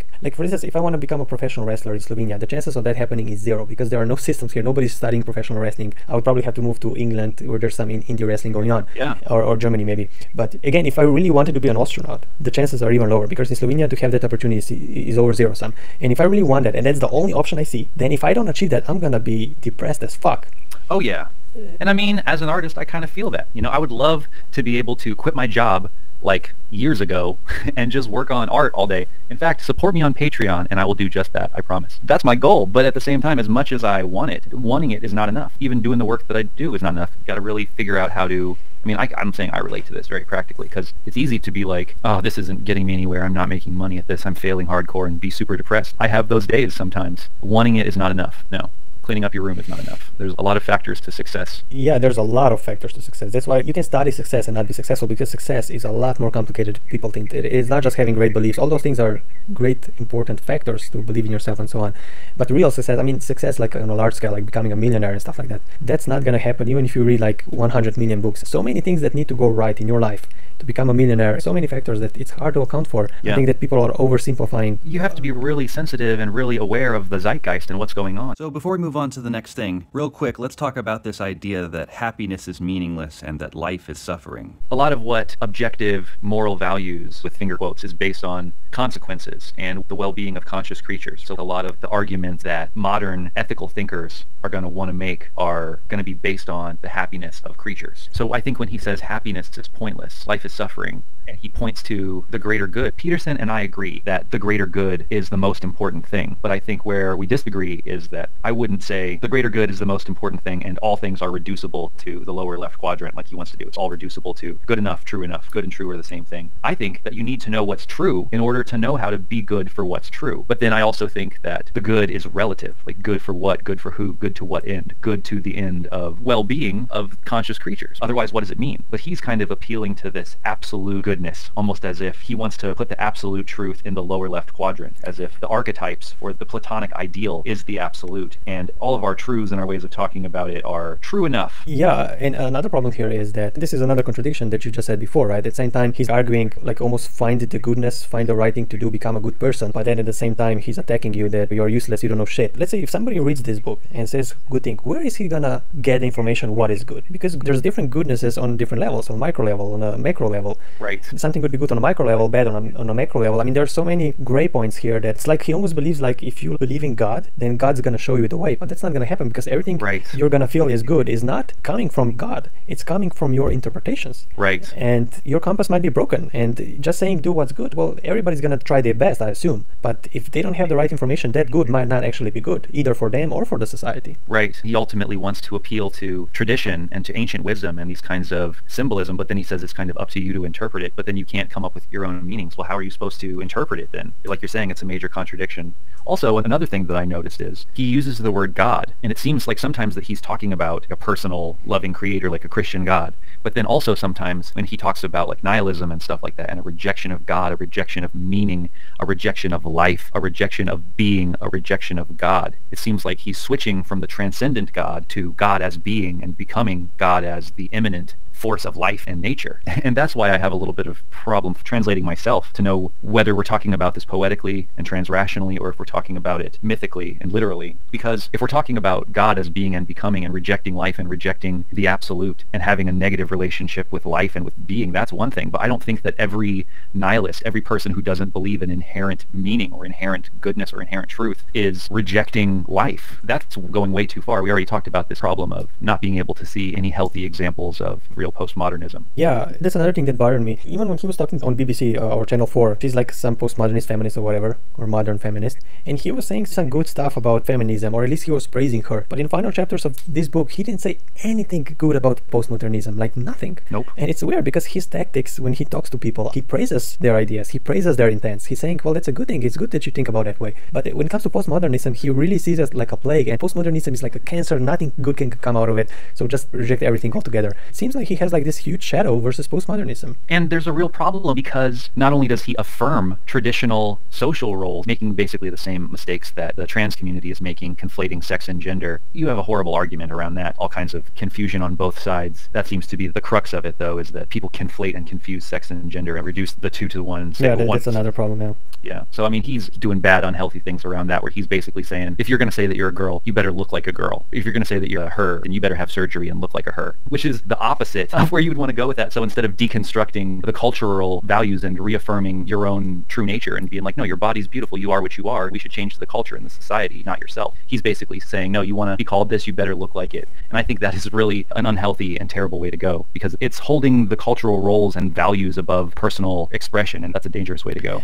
I don't really know how he sees like gay people and transgender people. I don't know what his opinion is. For him, are these people like normal? Does he think like these people have problems? Right. Maybe it's sin to him, you know, missing the mark. I don't know. I haven't heard any talks. I'm sure he does talk about. He criticized them, but I don't remember him saying anything concrete about them. Yeah. But I agree. I think the problem here is how do we view, when you look at a feminine man or men who could potentially be gay, our culture says, well, then he should look like a woman, right? He should be like that gender. So you have these men who go to the surgery, and instead we should make feminine men look like men, and that be acceptable and sexy, right? Right. And it's extremely hard to make that switch. Yeah, and it should be fine. Yeah, but unfortunately, we don't live in that kind of society. Right, where people want to change so that way they can conform their look to what society thinks. That's unhealthy, and he's actually not helping with that. The other thing is, and this is in that same vein, is that he's not encouraging you to transcend your personal mythology and create yourself. That's what I'm saying about this whole like follow your bliss, make your own meaning, your life is an art project. Like that's the value of the existential awakening. This realization that I don't have to be a victim. I'm not a cog in someone else's plan. I can create my own meaning and value for my life. It's not that everything is happening for a reason and it's all part of someone else's grand design.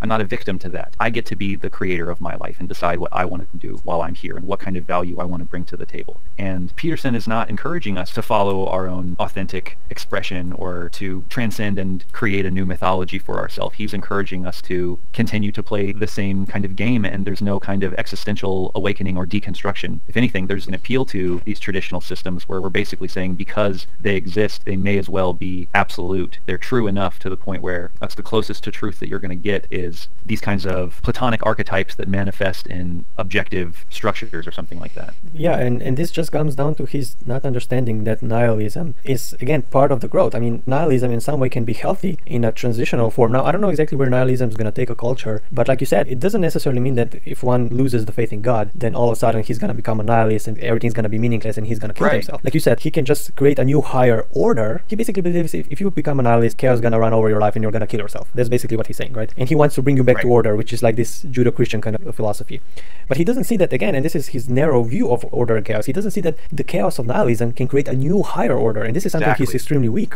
Right, and so that's a problem. So that's why he like clings back to his simplistic binary. Well, this is ancient and it's old and it's easy and it's already done. He's like afraid of the new order. And maybe it's to some extent because it hasn't been actually fleshed out and articulated in some kind of a skillful way. I mean, if he's looking to Green and seeing the scary chaos of deconstruction, I am sympathetic with that. It's that for people like us and people like him, we disagree about what the solution to this problem is. We're deconstructing and reconstructing, taking into account more and more maps and more factors. And he is retreating back to Christianity and holding tight to it, not deconstructing that and deconstructing rationality instead. Going back to Joseph Campbell and his idea about the hero's journey, this idea of this circular journey where the hero goes from the known or the conscious into the unknown or the unconscious, and he faces his shadow or his monster or the belly of the whale or his father, his point of origin, the source, whatever it is, and he transmutes it. He slays the dragon, he becomes one with it, he tastes its blood, and he comes back with this new power and understanding, the master of two worlds, as Joseph Campbell put it. And of course, there are multiple types of hero adventure. The hero's journey is not a single circle. It's called the cosmogonic cycle. It's this eternal cycle. And Joseph Campbell, the master comparative mythologist that he was, laid out multiple types of hero adventure. There's the winning of the bride, the Grail quest, the Father quest, the search for the Holy Father, the search for the Holy Mother, the search for eternal life, the search for nirvana, the search for atonement or at-one-ment, new birth, new life. If we apply this same hero mythology to the stages of human development, the hero adventure of growing up, you could say that there's a type of hero adventure at every stage. Or it might even be kind of cooler to think about it in like two-stage segments, which is why, to some extent, in Integral, we sometimes make a tier distinction. This is also why spiral dynamics has a Hegelian dialectic, because it's interesting to think about the ways that agentic stages resonate with each other as well as the communal stages resonate with each other, and that's why the colors move back and forth between warm and cool. It goes from thesis to antithesis, which results in a synthesis, which is the combination of both. So you could say that synthesis is the atonement or at-one-ment or unity or completion of the cycle and the beginning of the new cycle. It's useful to know that these tier distinctions are kind of arbitrary. We could talk about first tier as purple and beige, maybe even purple and red, and second tier as red and blue, or even blue and orange. I think the reason in Integral that we talk about second tier as this next level thing, like everything before it is first tier, is because all the previous stages of development want to say that they have the only true worldview, that their way of talking about reality is absolute. But really, it's just a time-appropriate, zeitgeist-appropriate distinction. Anyways, going back to this idea of the hero's journey and how it applies to spiral dynamics. In this context, at this time in history, if we're just looking at this one kind of overarching story of conventional into post-conventional and beyond, when it comes to Peterson's hero journey at this stage, and the story he's trying to tell about it, when it comes to fighting the monster of the abyss of green, Post-Modernism, he doesn't have his rational sword in hand from orange. Peterson hasn't pulled the sword from the stone. Ironically, the guy who's telling you to man up just can't seem to wield Excalibur, which shows that he's a lower caliber philosopher. He did find his poetic cup in green. He can find real deep psychological value in mythology. That is one of the values and the treasures that he has found. But because he doesn't have the sword, he can't kill his ego. He can't really make discriminations and discernments. He can't tell what's poetry and what's literal dogma. And so he still hasn't slayed the monster in the void of green. He hasn't fully got that treasure. And what he's doing with his cup is that he's running back to his security blanket instead of really incorporating the masculine father with rational discernments, the sword of truth that you get at Orange with those rational distinctions. He's tried to bypass that and he's retreated back to mommy. Peterson's afraid of the dark. Peterson is not the hero in this story. Peterson is an example of cowardice. He represents the old king and the old order. And he's terrified that the new upcoming king, the new upcoming order, is just going to be the chaos monster. He hasn't really found a way to transcend his ego and see himself in the other. He has a hard time transcending his favorite symbol set or his favorite map and realizing the value in all the world's maps and all the world's symbol sets, seeing the universal symbols and overarching patterns. He's not a hero in this story. He still has to get the sword and slay the monster. The problem is, from his perspective, you should probably be dead by now. You should kill yourself because you have no meaning anymore. You're a Christian who became an atheist, and basically that's it for you. You're dead. Right? And, I should be really unhappy. I should be suicidal. I should be hating humanity and living totally selfishly, right? Exactly, and he doesn't see it like you're arguing for Michael Dodd. You can use these trans-rational, healthy interpretations of Christianity, which he doesn't do. He regresses back to the old school, like traditional, and he takes those things,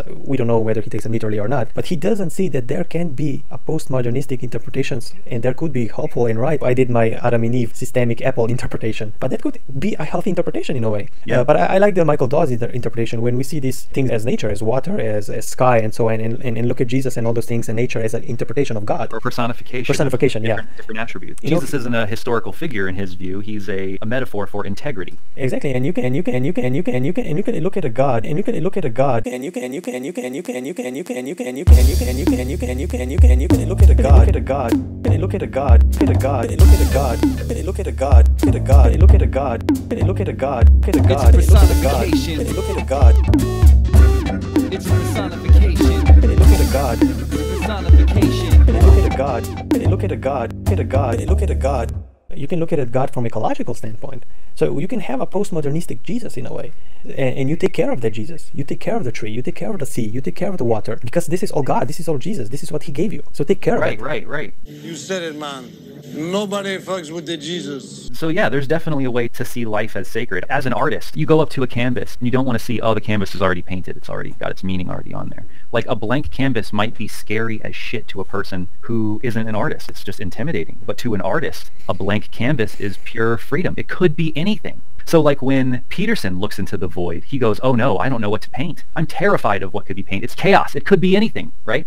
And I'm like, it could be anything. Like I get excited by that, and he gets terrified by that. He's the one who is in bad faith. He's the one who isn't willing to see life as beautiful and amazing without some kind of pre-given meaning and purpose behind it. But to me, it's freeing and liberating for us as a society to create our own meaning. In some sense, our ways of dealing with the horrible things of life are very similar. Like when I hear him talk about the hard things that have happened and the way that life kicks your ass and stuff like that, and the way that you can try to be strong through it and all that kind of stuff, I resonate with that. I find, personally, I'd rather there be something than nothing. I know something means problems, but I would rather have projects than have nothing. So I think life is good. Life is sacred. It's good to be alive. And I would take all the pain for a chance at love and connection and communion. Yeah.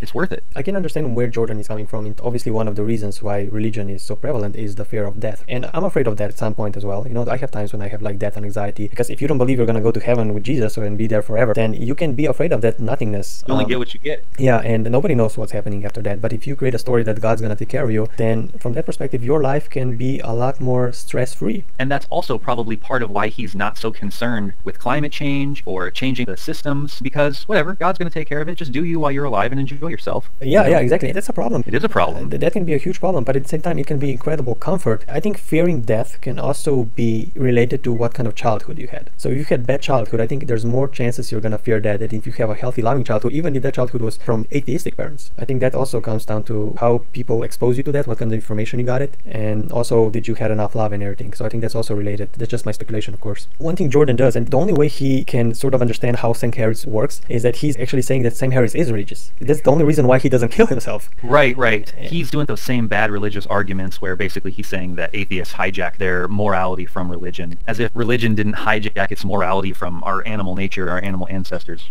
We've definitely seen that. Man, so many bad Christian arguments come through. And also lack of understanding. And it's something I think you pointed out when you were painting, and you said that, well, where does he think Christianity came from? It's not like Christianity was literally created by God. That also is just a Darwinian pragmatic view based on the life conditions that were created by that time. So biosocial psychopressures that were trending at that time. So Christianity is just a Darwinian pragmatic answer to biosocial psychopressures. Totally. Yeah, and he doesn't seem to understand that. Does he really believe that it came from God? Because then we have a problem when where did Muslim God come from, right? Yeah, man. And when it comes to Christianity, he's quick to say that atheists will be like Pol Pot and strawman communism and atheism, but nowhere in this book do you even get a hint of some of the negative aspects of Christianity and the ways that it has caused a horrible bunch of negative stuff in the world. The Romans were terrible. The way that they threw Christians to the lions, it was so barbaric, and Christianity was like a taming force to them. It's like, well, the Romans did throw the Christians to the lions, and there was a time when they were persecuted. But when the Christians got into power, not only did they destroy all the pagan temples, they also destroyed other versions of Christianity. They also destroyed the library at Alexandria, which is probably one of the greatest losses in all of history, and then went to go on and spread Christianity throughout the world at the point of a sword. So to be like, oh, the barbaric Romans throwing Christians to the lions. Christianity was a taming force. Like, it doesn't even compare to what the Christians did. Not even a little bit. Yeah, that's something I feel like he ignores in the book, because every religion pretty much has its own shadow, and there are a lot of bad things, might even argue more bad things, that were made in the name of Christianity than good things. Yeah. And that's also something I feel, completely bypasses. Yeah, like he says Christ is the perfect archetype, right? But Jesus condones slavery. In Matthew 18:25, Jesus uses slaves in a parable and has no qualms about recommending that not only a slave, but also his wife and family be sold, while in other parables, Jesus recommends that disobedient slaves should be beaten. Luke 12:47, or even killed. Matthew 24:51. Is Christianity the perfect expression of religion? I don't think so. I mean, if you look at Buddhism, Buddhism isn't half as violent or terrible of an expression in the world as Christianity is. I think it's probably, to some extent, done more good than it has harm. And where is Buddhism to be found in this book? We're doing this comparative mythology. Where is Buddhism? Where is Buddha's insights? I think he only touches the yin-yang symbol, right? Does he even touch any? I mean, he does touch a bit on Hindu, I think. But he doesn't go into any kind of that. Just some basic things from Hindu and Buddhism. Right, and only where that's convenient to prop up the things that he likes, right? It's interesting how he wants to act like one mythical symbol set is like the ultimate set. It's bullshit. And the way that he says it's the ultimate mythology is because Jesus had the most suffering and struggle possible and dealt with it the most skillful possible way. So that's why Christianity is the best in his view. Does that sound like the way to decide on a symbol set? I don't know. The problem is I don't know how he sees other cultures. How would he create this 12-step book for Muslims or Hindus or Buddhists? You know what I mean? They should convert to Christianity and man up. Yeah, I mean, that's what I'm saying. Like, he has this very one-size-fits-all approach to self-help, and it's very much for the postmodern, world-weary person with no kind of meaning or structure in life, the kid who was raised without any kind of guidance. And Jordan Peterson is going to be his good parent. He's going to teach him how to man the fuck up and be a good Western traditional citizen. Definitely not necessarily all good advice for everyone. That's exactly the problem, and this is something I feel he doesn't understand. Everybody is a system, and there are systems within systems, and he's just reducing everything and hopes that all the systems will understand what he's trying to say, which is not going to happen. It's impossible. That's a problem. But like I said, it could be helpful to some people, and it was obviously a lot of emails he got, but at the same time, it's extremely, extremely narrow, and that's a problem. Rule 2. Treat yourself like someone you are responsible for helping. We're almost there, almost to number 12. So number 2 is one of the best rules in my opinion. This is something I really like, yeah. Extremely important, and I'll give props to him on this one. Really helped me, I assume helped a lot of people. Treat yourself like somebody you're responsible for helping. So the story of the Garden of Eden shows that we are all touched with original sin, but you have a choice. You can either seek heaven or be dragged down into hell. Yes, you have a shameful, sinful nature, but for God's sake, just make a bit of an effort. Stop waiting for other people to dig you out of your pitfall hole.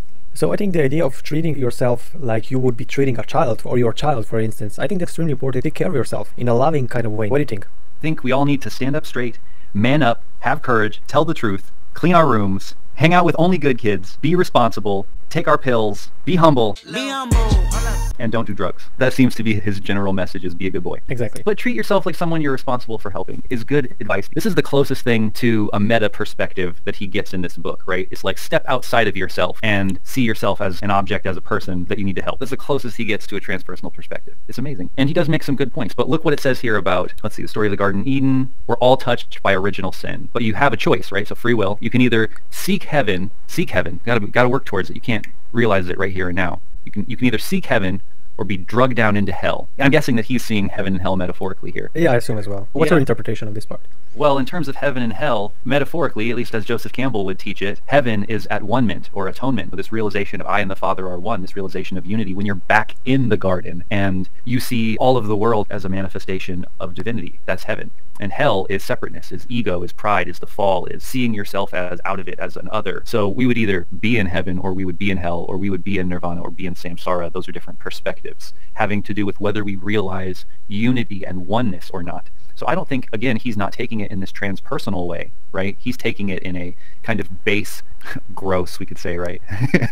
A very materialistic kind of way, like you're either enjoying your life and things are going well for you and your ego, and that would be pursuing heaven. Not getting there, not having it, but pursuing it. And if not, we're caught up in our ego and we're on our way to hell. Things are going terrible, we're going to downward spiral. So for him, it's a very materialistic interpretation, and I'm talking about a more metaphoric interpretation, like heaven is enlightenment, hell is delusion. And I also think you're looking at it from more being standpoint, and I think he's doing it from more becoming. Yes, but there's a difference between Dharma and Buddha Dharma. He's focused on the becoming, but it's for his small self-ego. The next thing to do is realize this oneness, this absolute unity, this pure being, and then out of that become. Then it's not like you're seeking for a materialistic heaven out there, but it's more like you're bringing heaven into the world, manifesting it. On a materialistic sense, this is my interpretation. Who is he looking at when he's writing this chapter? I think he looks at somebody who's, let's say, who's an alcoholic, who neglects his family or his wife. He's lazy, watching TV all day on a country's welfare program, and he doesn't do shit in his life. And this is like hell. And when he says, for God's sake, just make a bit of an effort, right? Don't be lazy, don't drink alcohol, don't beat up your kids and your wife. Do something good, go to a fucking church, get a fucking job, He's do not a community talking about service. Existential awakening. He's talking about just get your shit together. Like, this isn't a person who's on their way to transcending their ego. This is a person who needs to develop their ego. Yeah, and I think that's good. I think that, like I said, this rule for me, personally, I don't have a lot of complaints about it. If I put it from a perspective of a guy I think he's envisioning, just become a good fucking person. I was interested in his definition of sin. For him, sin is missing the mark. So when he says, yes, you have a shameful, sinful nature, but for God's sake, just make a bit of an effort, is what it says here. To say that we all have original sin, by his judgment, this relates back to Jesus, who is perfect. He's like the standard by which we're all measured. And it's like, are we living our perfect lives? No, then you're sinful. That's what that means to him. It's like, well, are you perfect? Are you doing everything good? No, well then in every way that you're not living up to the mark, you're sinful. It's kind of interesting. It is, but he does understand that everybody's gonna start slow. He's not expecting you to just change your life. The cleaning up metaphor, cleaning up your room, he's just saying start with a little thing. Just take the fucking glass to a kitchen and water the fucking flower in the room. You know what I mean? Yeah. Just go like micro actions. Clean your room. A lot of the problems with what we're talking about is we're constantly holding him to multiple standards, right? So on one hand, we're thinking about like, okay, who's he talking to? What's his audience? And like, is this good advice for them? And then on the other hand, we're holding it to the integral standard of like, does he really have the best map? Is he making all the right distinctions? Is he including all the right things? Or is he reducing things in, leaving things out? Or how is he partial? And then we're also thinking about it like, how is this good for me? How is this true to me? But it seems like in every one of these points, to some extent, we're probably going to keep coming back to seeing it through these different perspectives. How does it stand up to an integral standard? How does it stand up as advice for everyone? And how does it ring true for us? Yeah? Yeah, I mean, there could be a good thing that he's so vague sometimes, because with the vagueness, everybody can get their own interpretation. Nobody's going to have a synergetic interpretations, because the way it's written, it's more like you're going to get out what you feel is the best interpretation for yourself, right? And people are going to read it like that. And that can be a good thing, in a way. Yeah, I think that's right. Most people aren't reading it as philosophy and like holding it to the standard like you and I are. And this is a good thing, because from that perspective, he's making people construct their own meaning. So when he says good and doesn't go into detail, again, that could be a good thing or a bad thing. But in this case, we can look at it as a good thing. So somebody might say, okay, how can I be a good? So I don't want to be happy, I want to be good. So he might think, well, I'm going to do social service, I'm going to volunteer. For him, not giving you exact steps, but just vague steps could be a good thing, because it at least makes people think, okay, what is good for me? What would be a good thing for me to do? So that's a good thing. But like we said before, if you want to look at it from a more philosophical and objective truth kind of way, obviously it's lackluster. Right. If you take a rigorous approach. But if you look at it as a self-help book, it can help somebody who's an alcoholic and watches TV all day, of course. Yeah, absolutely. I think that's absolutely right. Okay, should we go to the number 3? Yeah, let's go to number 3. Rule 3. Make friends with people who want the best for you. We are all being. Just some of us are better beings. Learn to tell the difference. Some people are beyond help. They are merely exploiting the willingness of good people to help them, and as Dostoevsky rightly observes, will drag you down to their level. So stick with the winners. If people are determined to screw up, let them. They are nothing to do with the divine purpose. Again, there's a lot of contradictions here, because at some point he's applying there's no free will here. He's basically just saying, well, some people are just gonna screw up their life and fuck it, and there's nothing you can do about it. Some people are indeed very committed to being in a stuck position. But yeah, you're right. Some people are beyond help is what he's saying. But maybe he's saying that because he's a psychologist. He's probably had some people he's worked with who have fallen short, or like never grown, or like he wasn't able to help them. He's just like, well, some people you just can't help. You can do everything you can, and at the end of the day, it's up to them. And if they don't do it, that's because they weren't going to do it. Now that I think think about it, the more I'm putting myself into his psychotherapeutic shoes, and I assume he talks to thousands of people with all sorts of issues, right? Yeah. I can sort of more and more understand where he's coming from. Absolutely. Yeah, I'm getting this realization right now when we're talking. I'm sort of seeing, okay, I can see why he thinks like that. You know, he had some clients and they didn't do shit. He tried his best to help them, but they just didn't want to do it, right? And I can see why he would draw that. And I also notice another thing, he has a really huge boner for Dostoevsky. He really loves that guy.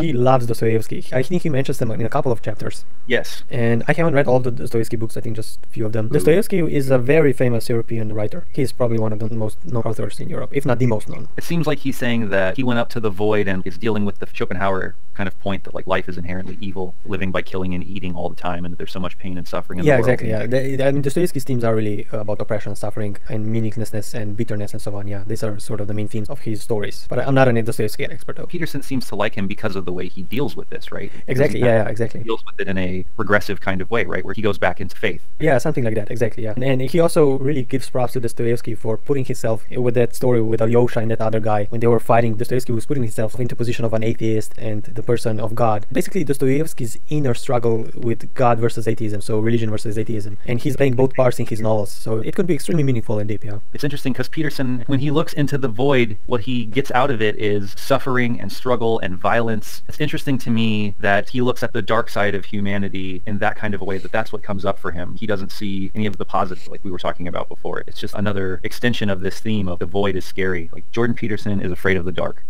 That's what it comes down to. Could be interpreted in that kind of way as well, yeah. My dad, his friend, he used to tell me, you can't soar with the eagles if you hang with the turkeys. I think there's something right about that. I think you got to put yourself around people who inspire you. People do get stuck in their ways, and some people do feel like a lost cause and a waste of time. So that's true. That's really relevant here in our country as well. I don't know how it is in USA, but I assume it's the same thing. A lot of people, they are just so dogmatic. A lot of people, they do some kind of boring job, they come home and they watch TV or, surf the internet, and it's all like meaningless, but they sort of manage. They're not falling into depression, but they live on the edge of it, like on the edge of meaninglessness. They're not striving for deeper understanding, opening their mind to philosophy, to self-help. We can call them like the coasters. Yeah. People who are on the boat, but they don't really want to rock it too much. There's a lot of them like this. From Wilber's perspective, finding a culture or lower right quadrant, surrounding yourself with people who have meanings in their lives, who are striving for something more than mediocrity. And the third rule, befriend people who want the best for you. Again, obviously in objective world, that's not necessarily the best thing. If you have an atheist who goes to a Christian circle, well, those Christians really do want the best for him, and the best for him is to find Jesus. But if he's beyond that point of view, that might actually do more damage. At the same time, you can have an atheist who goes to a New Age cult, and they believe in the secret, and he's a modernist, and he doesn't believe in secret, and they also want their best for him, but again, this doesn't go to his worldview. So I think if we look at it from a spiral dynamics point of view, we want to have people who want the best for you, but who are on a similar developmental level. You know what I mean? Yes, that's a good point. I think what you're really saying is that you understand what he means, but you don't think that he's precise in his speech. Yeah.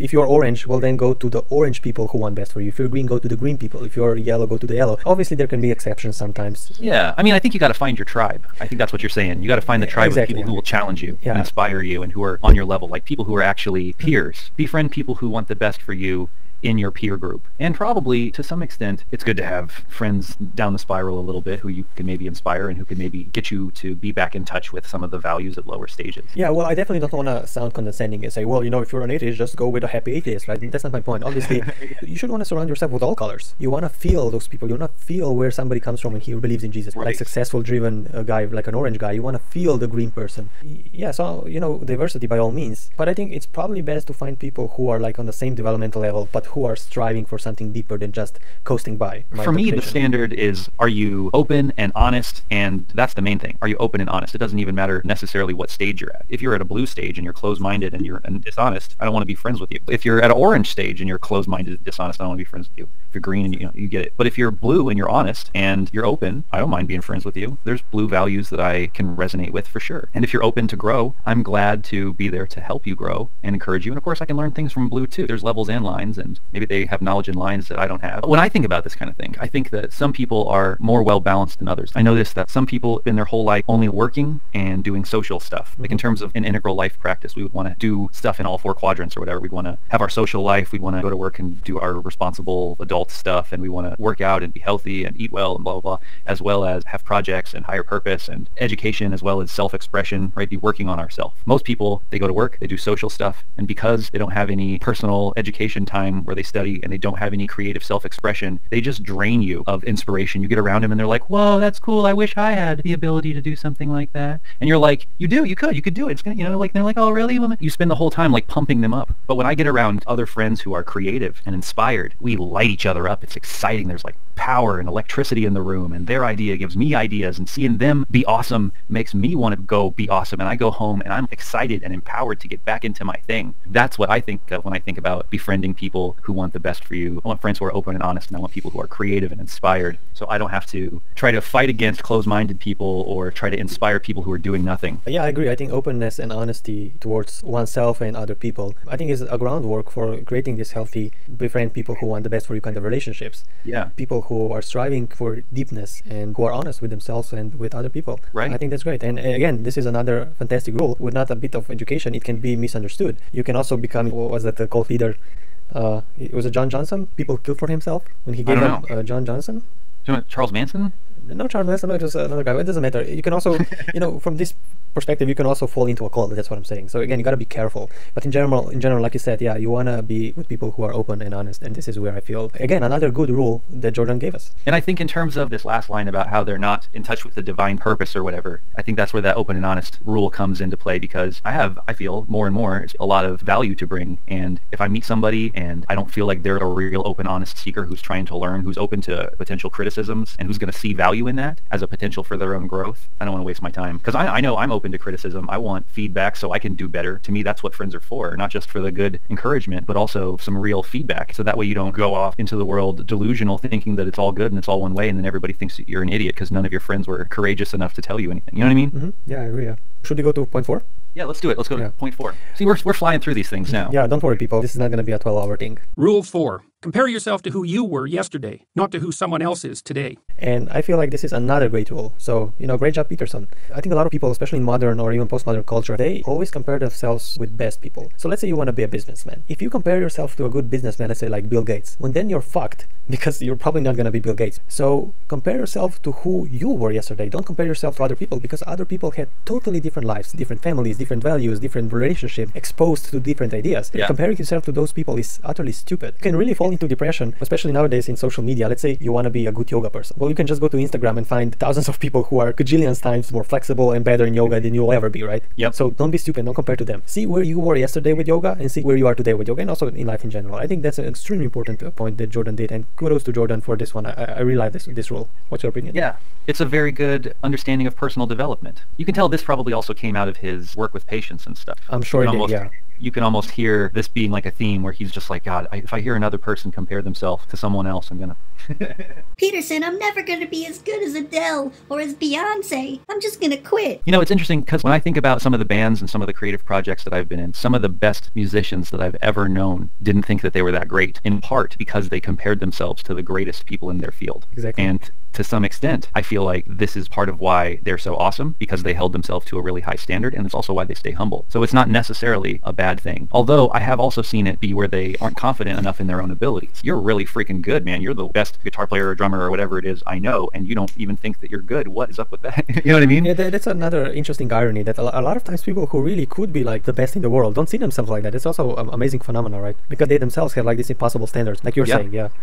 Now, I haven't actually read the whole summary, so compare yourself to who you were yesterday, not the useless person you are today. Face it, you're never going to be that smart, so don't compare yourself to someone who is. Start by getting on your knees to pray, even if you don't believe in God. Atheists are merely people who are blinded to the true way of being. There you feel marginally less useless already. This is again his kind of Christian perversion and not understanding that nihilism is not all that bad. And again, the rule is great, but this interpretation is really biased in Christian, and I don't know exactly what he means by being, but if we strip down where he came from to this rule, the rule is great, but again, his philosophy behind it is Now, what is he trying to do with this anyways? Like, okay, so some of these other things, I could see how maybe they're good examples or whatever, but why go there with this rule? Hold yourself to your own standard. Why do we have to go into, oh, and atheists are wrong? Why would you go there? Unless you want to pander to some right-wing people. Right. I mean, if you're trying to make this book accessible to everyone, to a large group of people, why are you making these underlying points about nihilism and meaninglessness, especially in a point about personal development? I don't understand. It just seems like a way way off topic, meandering into some personal philosophical agenda. You left therapy with me, only somewhat less ill-formed and vague than when you first met me, but at least you didn't leave as the living embodiment of my damned ideology. Is it more important to say that atheists are unhealthy and confused than it is to say that we need to engage with our own personal development? Yeah, I mean, if you actually strip down his philosophical underpinnings, these rules are actually a lot better than they seem. But when you put on his Christian bias and lower left quadrant absolutisms and some stuff, it actually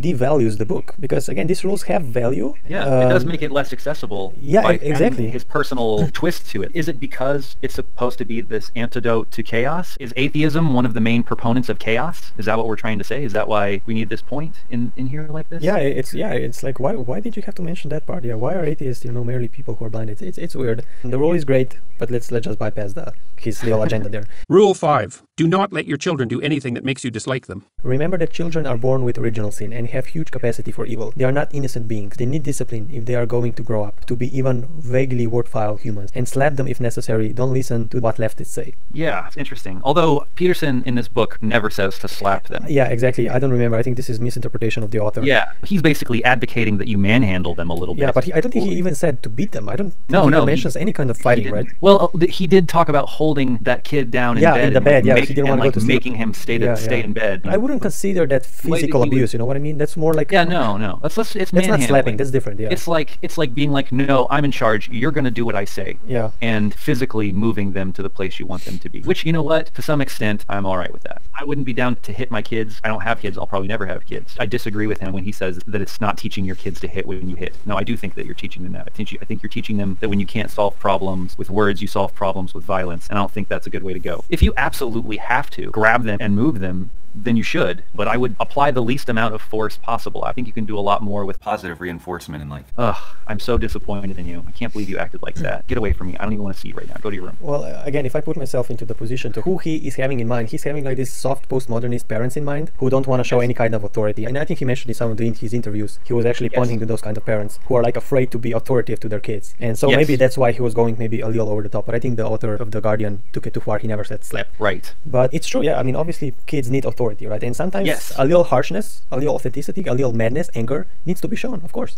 Yes, but here's the problem though. You have to take into account stages of development. And to some extent, I think he does, because here he's talking about little kids and like forcing them to go to bed and do what you want and things like that. And then later on, he talks about letting kids play, right? Yeah. Like let them experiment. Okay, so when he's talking about kids skateboarding and stuff, he's talking about more like achiever style mastery. He's talking about more mature older kids, not little kids. So there's a developmental distinction somewhat in there. He's not treating all kids the same. But early kids, when you take into account all the stages of development, different kids need different rules at different stages too. Like it's appropriate when they're really young, like they're just newborns. Baby humans are born kind of early. They don't stay in the woman for as long. So part of their growth and their development happens outside of the body in like those very early first few months of development, right? So they have like almost like a second developmental stage. And in those times, it's super important that mom is the world and they need mom. They need mom to like be there. I mean, like if we're talking about like early stages of development, the first lesson a baby learns is, does somebody love me? Is somebody going to be there for me when I cry? Is someone going to come? And the relationship that you get with your mother, to some extent, gives you the strength to be a strong individual. It's that feminine love, that support system that allows for the masculine love to be healthy to some extent. Without that motherly feminine love, if you find somebody who doesn't have a mother, basically they're just a person who was held to all these standards and didn't have anybody just holding them and telling them I love you. It's okay. You're good. You know? Mm-hmm. People need that. And so early first stage newborns, they need that. They need you to come when they cry. They need you to hold them close and be there for them completely. And that gives them security at that next stage where they can start to assert their independence. And at that point in development, you really don't want to tell them no too much. A lot of these kids even learn to say no. And no, they start telling you. You know what I mean? Yeah, exactly. But that's healthy for them to want to step out more. And as they start to do that, as a parent, we need to recognize that they're shifting in their development. And that means we need to shift our methodology in relation to them. So to some extent, what he's saying is true. If your kid is older, if your kid is like 2 or 3, and they're starting to transition from that impulsive egoic stage into a traditional conformist stage, yeah.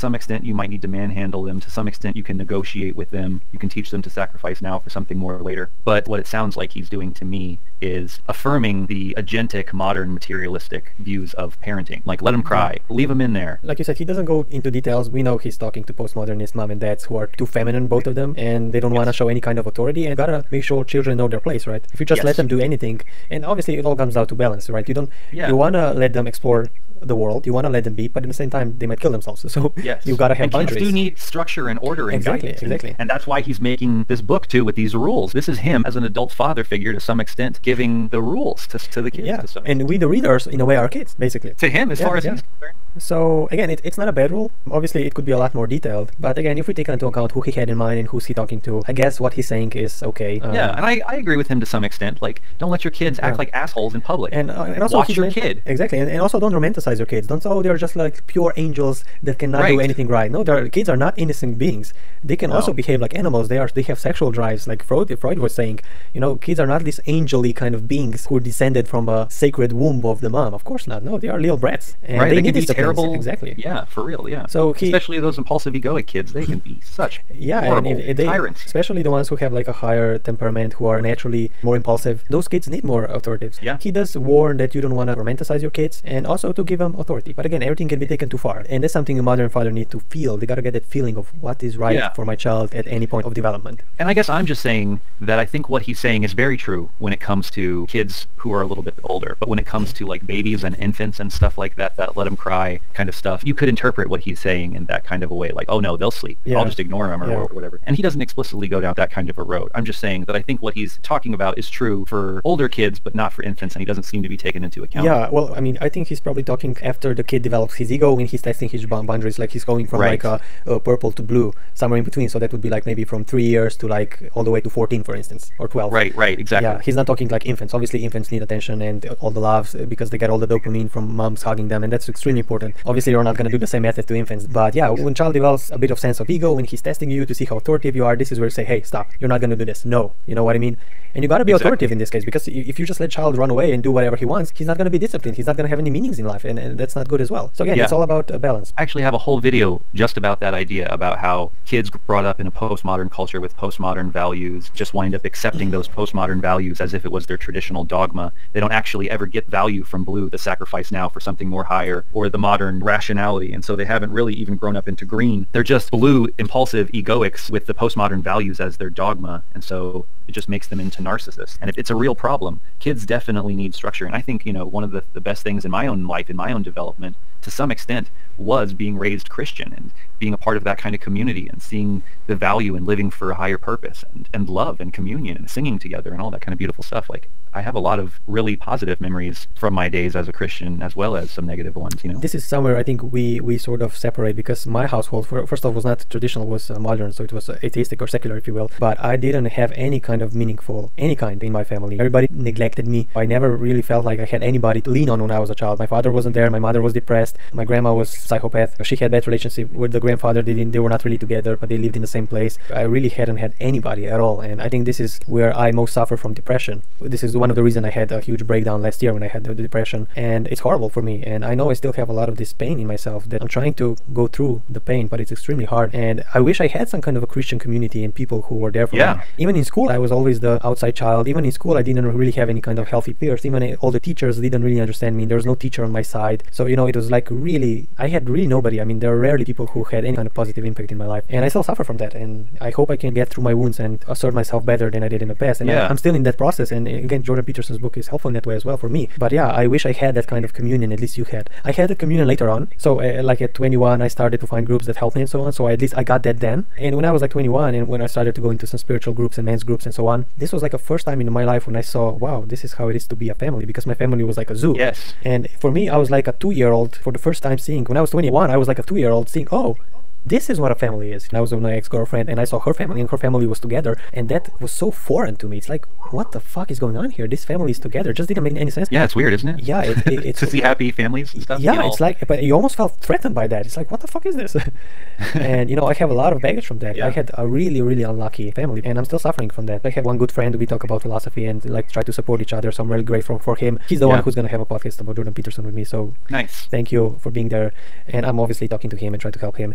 But yeah, I mean, like till 21, I didn't understand what a healthy family was. And even now, it's hard. It's hard because of all the trauma I had. This is where I wish I had, even if it's Christian, I wish I had like some kind of community. I really needed that safety, and I had nobody. The school teachers didn't see anything. My mom is like emotionally dead. It's hard. It's hard. But yeah, man, I hope I'll be able to self-therapize myself and become a better person as I go.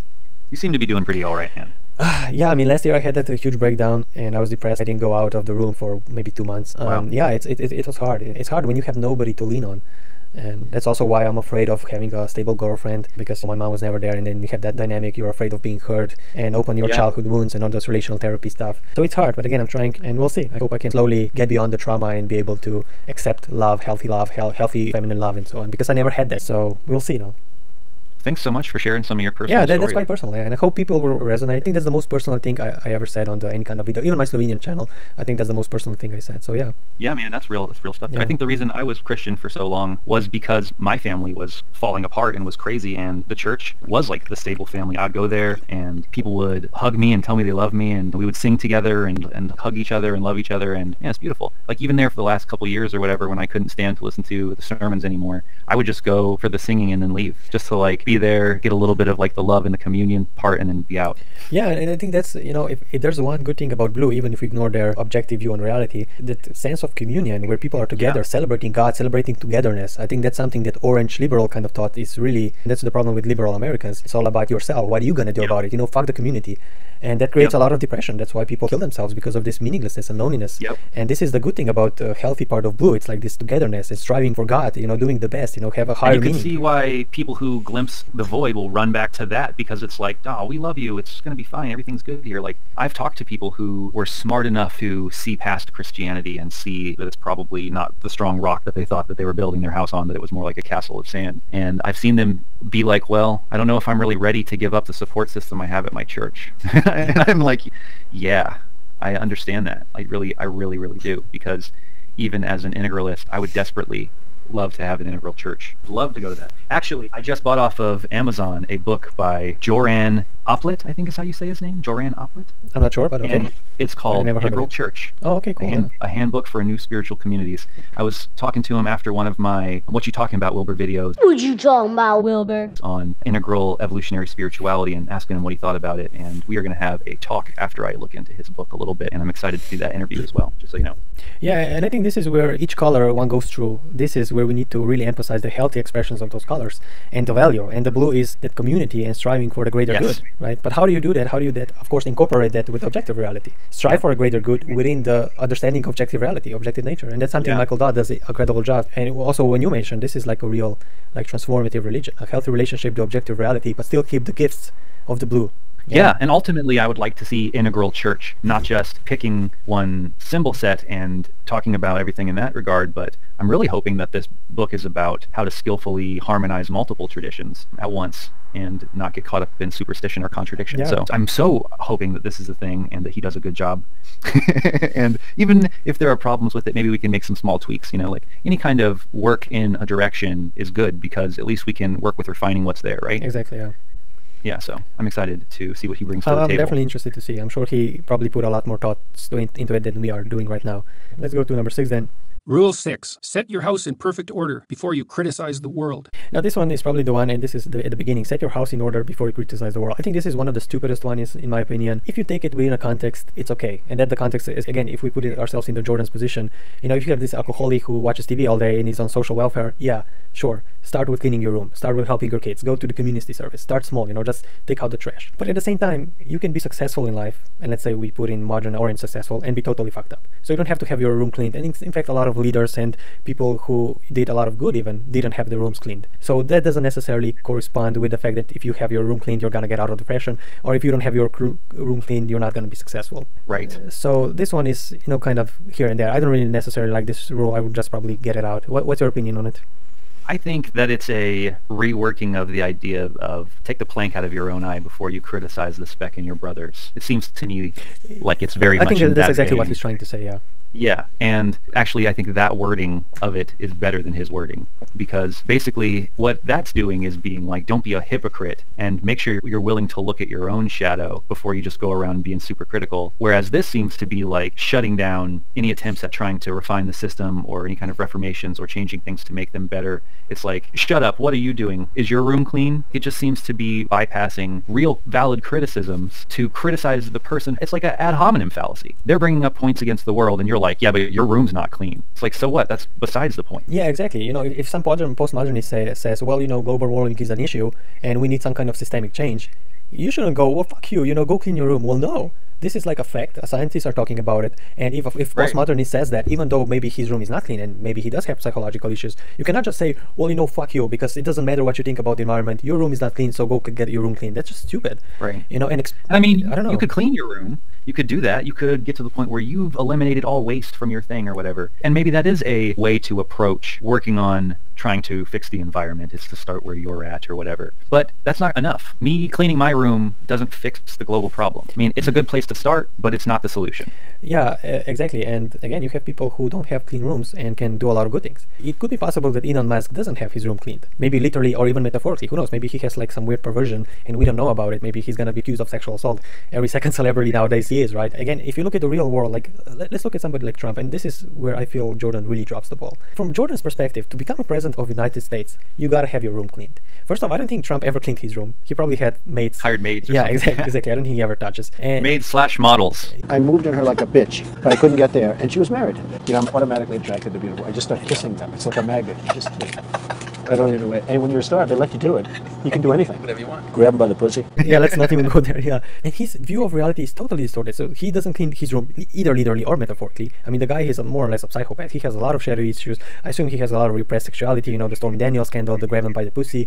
So he has a lot of unhealthy feminine views. He probably has some shadow issues around that and a lot of suppressed stuff. And that's why he's so superficial around sexuality and so on. And yet he's the president. And not only just him, but all the guys, you know, all the people who work in the White House, all of them, you know, avoiding taxes, all have their own sexual scandals. I mean, half of his office is basically being replaced because they were found out they had unclean rooms, either metaphorically or literally, you know what I mean? Yeah. So from Jordan's perspective, you can only get somewhere in life if your room is clean. But in Trump's case, having planks in his eyes is helping him because he's so blind to stuff. He's so sure of himself because of his planks that his view on reality is extremely distorted. Yes, he's the freaking president. So in a way, him not having his room clean metaphorically helped him become a psychopath that became a president. It's a problem, again, with metaphors like you're either clean or you're dirty. It's clearly not that simple. Yeah, and this is where we're going in the gray area. It's not that simple, exactly. Right. So, I mean, it's not that Trump doesn't have his bedroom clean or he does have it clean. It's that he's got a certain set of values. And to some extent, you know, depending on how you cash out the metaphor or whatever, maybe his room is kind of clean. I don't know. Like, it depends on what you mean by that. But the reason why his shit is together aligned with particular values. And if you share those values, then that looks clean to you. But it's not necessarily looking very clean to some other people. But I don't think even from his values, he might be saying one thing or preaching one thing, but he doesn't necessarily act them. Trump, you talking about? Yeah, we're talking about Trump explicitly here. Yeah, he might be saying the right things. When we look at his behavior, there are a lot of things that are wrong. And he's even saying the wrong things when you think about it. But anyway, my point was just that, I mean, this rule, again, if we take it within context, I understand his point. But at the same time, is a huge distortion. I mean, he's like saying, well, you know, if your room is not clean, then either metaphorically or literally, I want to emphasize both, then who are you to talk about social issues? Well, maybe you've been studying social issues even more than Peterson has, even if you're totally fucked up metaphorically or literally, and you know more about it. You can have a climate change scientist who knows his shit, even though he's abusing his wife. You know what I mean? But he can still do good things, even though he's abusing his wife. Now, I'm not saying he should be. He should be having his room cleaned. But why does Jordan think that if you don't have your room cleaned, then you have no say in the large systemic problems? He's basically saying, you know, don't go into politics. Don't talk about larger systemic problems if your room is not cleaned. Well, why the fuck not? I mean, most of the White House doesn't have the room cleaned, and they're solving, or at least they're trying to solve, most of the systemic issues. Yeah, I think your point is that for the most part, probably no one really has their room clean, and yet we managed to get shit done. Yeah, exactly. And most people who did a lot of change didn't have their rooms cleaned. Even that Harvey Weinstein, the Hollywood producer, he probably created a lot of good shit in Hollywood in terms of movies and TV shows, right? Yeah. But he was like abusing young actresses and, you know, having sex with them. But he still did good shit, and probably, you know, he did his part in Hollywood. And to some people, being able to have sex with those actresses probably does look like having your house clean. So, but I do understand we should strive for that. I'm not saying we shouldn't. You should have your room clean. You should work on your shadow. You should, find your weaknesses. I'm not saying he's wrong. I'm just saying that that's not how the real world works. Yeah. But it's definitely an ideal we should strive as society. That's for sure. What I thought was interesting about this talk in particular, I think it's this one where he talks about it, where he talks about acting out sacrifice and how sacrifice started out as a practice before it was really understood rationally. That makes a lot of sense to me. And it's like a pretty interesting historical perspective into the transition from red to blue. This idea that there for so long we were living hand to mouth, and then we maybe developed a surplus and then learned the value of saving and the value of sharing over time, and it just became this kind of virtue through the practical experiencing of its value. That's interesting. I haven't actually read the summary. I'm going to just read the summary, okay? Oh, the Set Your House? Yeah, I didn't read it. Is that okay if I read it now?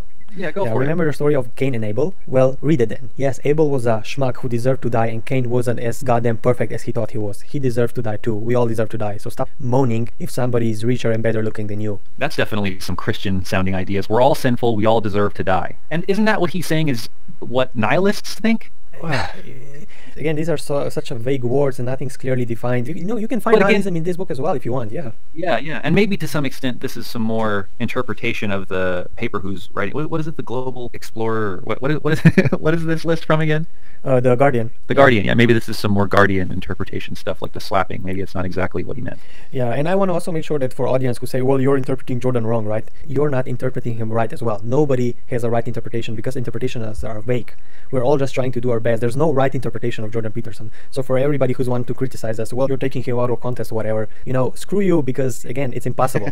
So don't give me that shit. If you want to say that we're taking him out of context, that is totally fine with me, but give context, give examples, show where we're getting it wrong. I'm totally fine exactly. with that. And even when you do, you're probably not going to be right because there's no right in this kind of things. But anyhow, okay, should we go to the next one? Yeah, let's go to the next one. Rule 7. Pursue what is meaningful, not what is expedient. Life is suffering. The book of Genesis tells us that there is no easy way around this, so quit looking for shortcuts and start reading Nietzsche. I don't know if he'd really want us to read Nietzsche. I don't recall him doing that. I don't know what Guardian was thinking here. He did say that Nietzsche was a really good criticism of Christianity. Yeah, he because of Nietzsche, ressentiment, like resentment. He never encouraged us to read anything. I don't remember. Maybe Dostoevsky, he really liked him, but I don't think he really said read Nietzsche or whatever. Nietzsche was for the transvaluation of values, and that is not what Peterson is for. So they have definitely different perspectives and values. I think he was just appreciating Nietzsche as a good critic. This idea of meaningful versus expedient, again, this is kind of creating a false dichotomy where you're either living for yourself in a selfish and impulsive kind of way, that's the expedient, or you're pursuing what is meaningful, which is the absolute truth given by these archetypal ideals, I guess. The absolute manifest in mythology. Yeah, and this is one of the rules that doesn't really have a right answer, because again, meaningful, that means jillion things to jillion subsystems. It means different to Muslim, different to Buddhist, different to nihilists, different to postmodernists, different to modernists, different to Judeo-Christians, different to Jehovah's Witnesses. I mean, again, this can be taken countless ways. Yeah, but those interpretations are wrong, and Jordan Peterson's interpretation is what is truly meaningful, and everyone else is just being expedient. Again, obviously, we can extract value from this. Do what's meaningful for you, I guess. I'm not going to agree with his Christian interpretation necessarily, but if we take that out of it, again, there is value in the rule if we ignore his philosophical underpinnings, as usual. So that's a very good point. Yeah, earlier we were talking about Viktor Frankl and going after what's meaningful and trying to live a life of value in the exactly. And I think Viktor Frankl in this case is a golden example. Read that book, Man's Search of His Meaning, find something deep, meaningful, strive for something greater, and doesn't necessarily, of course, have to be in a Christian context or Jordan Peterson context.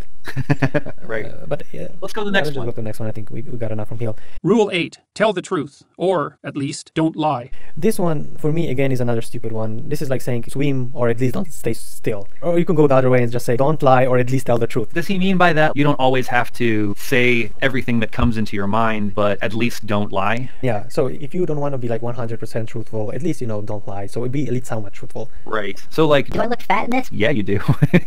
Be like, it's a really nice color.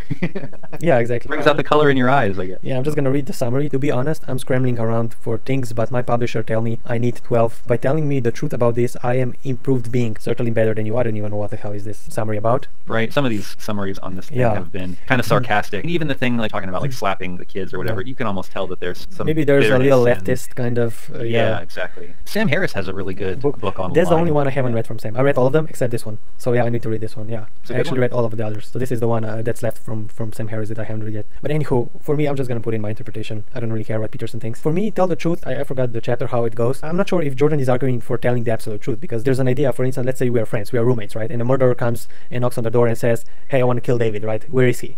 So should I tell the absolute truth and say, well, he's in his room, just follow straight to the corner and left? Or should I lie and say, well, David's not there because I want to save your life? I like this reality where we are like roommates or something. That's pretty cool. Yeah, and I don't like you sending that person back to my room to kill me, though. That's kind of so in this case, should I tell the truth? Well, of course not. So obviously this cannot be taken to the absolute limit. Right. How I would interpret what he's trying to say. Take that, Kant. Yeah, exactly. I think that's from this exact idea is from Kant, I think. Yeah, deontology and the maxims and moral imperative. So my interpretation would be to be more or less truthful on what is your authentic feelings. So obviously be truthful to yourself in terms of where you are. That's obviously self-evident. To see, okay, I'm an alcoholic, I need help. That's great. Tell the truth to yourself about who you are and where you're standing. But also be truthful about your feelings, how you feel. I think that's what he's sort of trying to say. But again, this is really, it can be taken in a right or wrong way, because truth and what is truthful within a context is extremely hard. You really gotta have a moral compass turned on. He goes really vague, and of course is reducing truth to what's good or true enough. On one hand, he's telling you to tell the truth, but on the other hand, he's kind of like, the truth is good enough. Well, I mean, again, whatever's good enough, whatever works. He's reducing the truth to what's practical, and that becomes really problematic, especially when he's telling us to tell the truth, because then it could be practical to just tell a convenient truth, right? Exactly, and that's a problem when they had that collide in the first podcast with Sam Harris, right? He has a rule, tell the truth, and then they have 2 hours of conversation of what is truth. Exactly. You know? And that's a huge problem from him, and this is where I feel Jordan is at his weakest, because you want to have truth about yourself, and you want to be honest about your subjective reality. If I feel sad, then be truthful, I feel sad. If I'm depressed, don't deny it, I'm depressed, I need help. But at the same time, you also want to be truthful towards objective reality. If there's global warming, well, then there's global warming. This is not a pragmatic point of view, that's a reality, and we need to acknowledge that. And this is something Jordan Peterson doesn't understand. It's like, oh, fuck that truth. The truth is whatever makes me have a purpose in life, even if that distorts reality. And this is where Jordan gets away from critical thinking and objective thinking. Yes. And if we don't acknowledge the objective realities, then we're fucked. Right, he wants to be in line with the truth, tell the truth, but at the same time, he also wants to say that the intellect is weak and is not going to get us towards the truth. So he cuts off his nose despite his face. Yeah, and again, this is his fear of nihilism. I think us knowing objective reality from his perspective is also striving towards nihilism, because again, if everything is just material and there's no meaning, we're just going to have a massive suicides. Maybe his fear of nihilism is so deep that he's actually willing to stay away from objective truth just to keep people afloat. Is he really that distorted from reality? He's so afraid of the dark that he throws away our best tool, and the whole Western Enlightenment project clings to traditional dogma and superstition. It is truly sad to see such an intelligent person retreat in the face of the abyss like this. Yeah, exactly. And first 5 points, great points. Especially for somebody who says that they want the truth. Yeah, and this is where I feel it's a shame, because he's a brilliant person, he's a great storyteller, and these rules are great in a context, but he has one huge blind side. And I think this is the systemic theory, his lack of understanding of postmodernism, and the idea that meta-truth, which he calls it, or lower left absolutism, is more important than lower right truth. And I think these are like 3 main pitfalls he has that need to be corrected. And I hope Sam Harris, when they're going to have their little event in Toronto or June or whatever, that Sam Harris will be able to set him straight and say, hey, there are values in things you're saying from a subjective, pragmatical points of view. They are important. People should listen to you in that context. But hey, let's see what's really happening here. We need to take objective truth, systemic truth into account as well. Right. And he's also against the universal income. But what exactly are you going to do if all the jobs are going to be taken by the robots? He can't see bypass that you can have universal income. It just feels like if you give people money, they're just going to go into nihilism again. Like, come on, dude, wake the fuck up. Nihilism is not all bad. People will get new meanings even if they get free money. Jesus Christ. Right, just because meaning isn't inherent doesn't mean that we don't find lots of relative value in things. Doesn't mean that all humans don't agree about a lot of the value of things. There's plenty of well agreed upon territory when it comes to value. Just because it's not inherent doesn't mean that it doesn't exist. For somebody who's a Darwinistic pragmatist, he doesn't see that there is meaning in meaninglessness. There is chaos in order. There is order in chaos. And you're using pragmatic Darwinism and you don't see that. He just doesn't see green and yellow and so on as stages. He just sees them as like some kind of genetic mistakes or something. It's really weird that he has such a blind spot for nihilism and postmodernism. It amazes me. And again, this is where I feel like he's the most blindsided.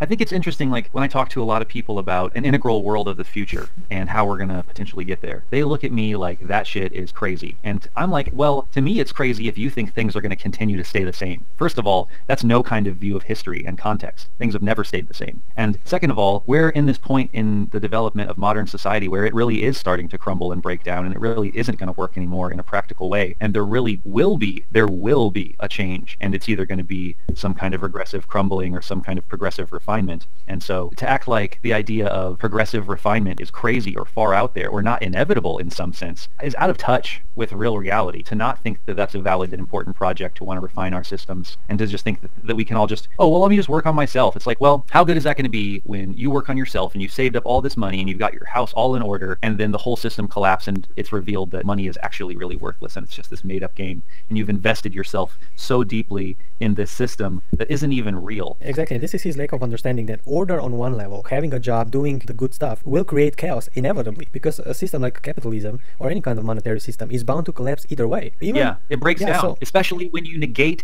the criticisms of the people who are coming up and trying to refine it, which is exactly what he's doing. And again, we're not saying everything he's saying against postmodernism is necessarily bad. Postmodernists obviously have their shadows. They do deny hierarchy. They do have issues. They do play the victims maybe too much. All those things are valid criticisms, so I'm not taking those criticisms of postmodernism. They are overly sensitive. People do need to man up. We do need more healthy masculine in the world.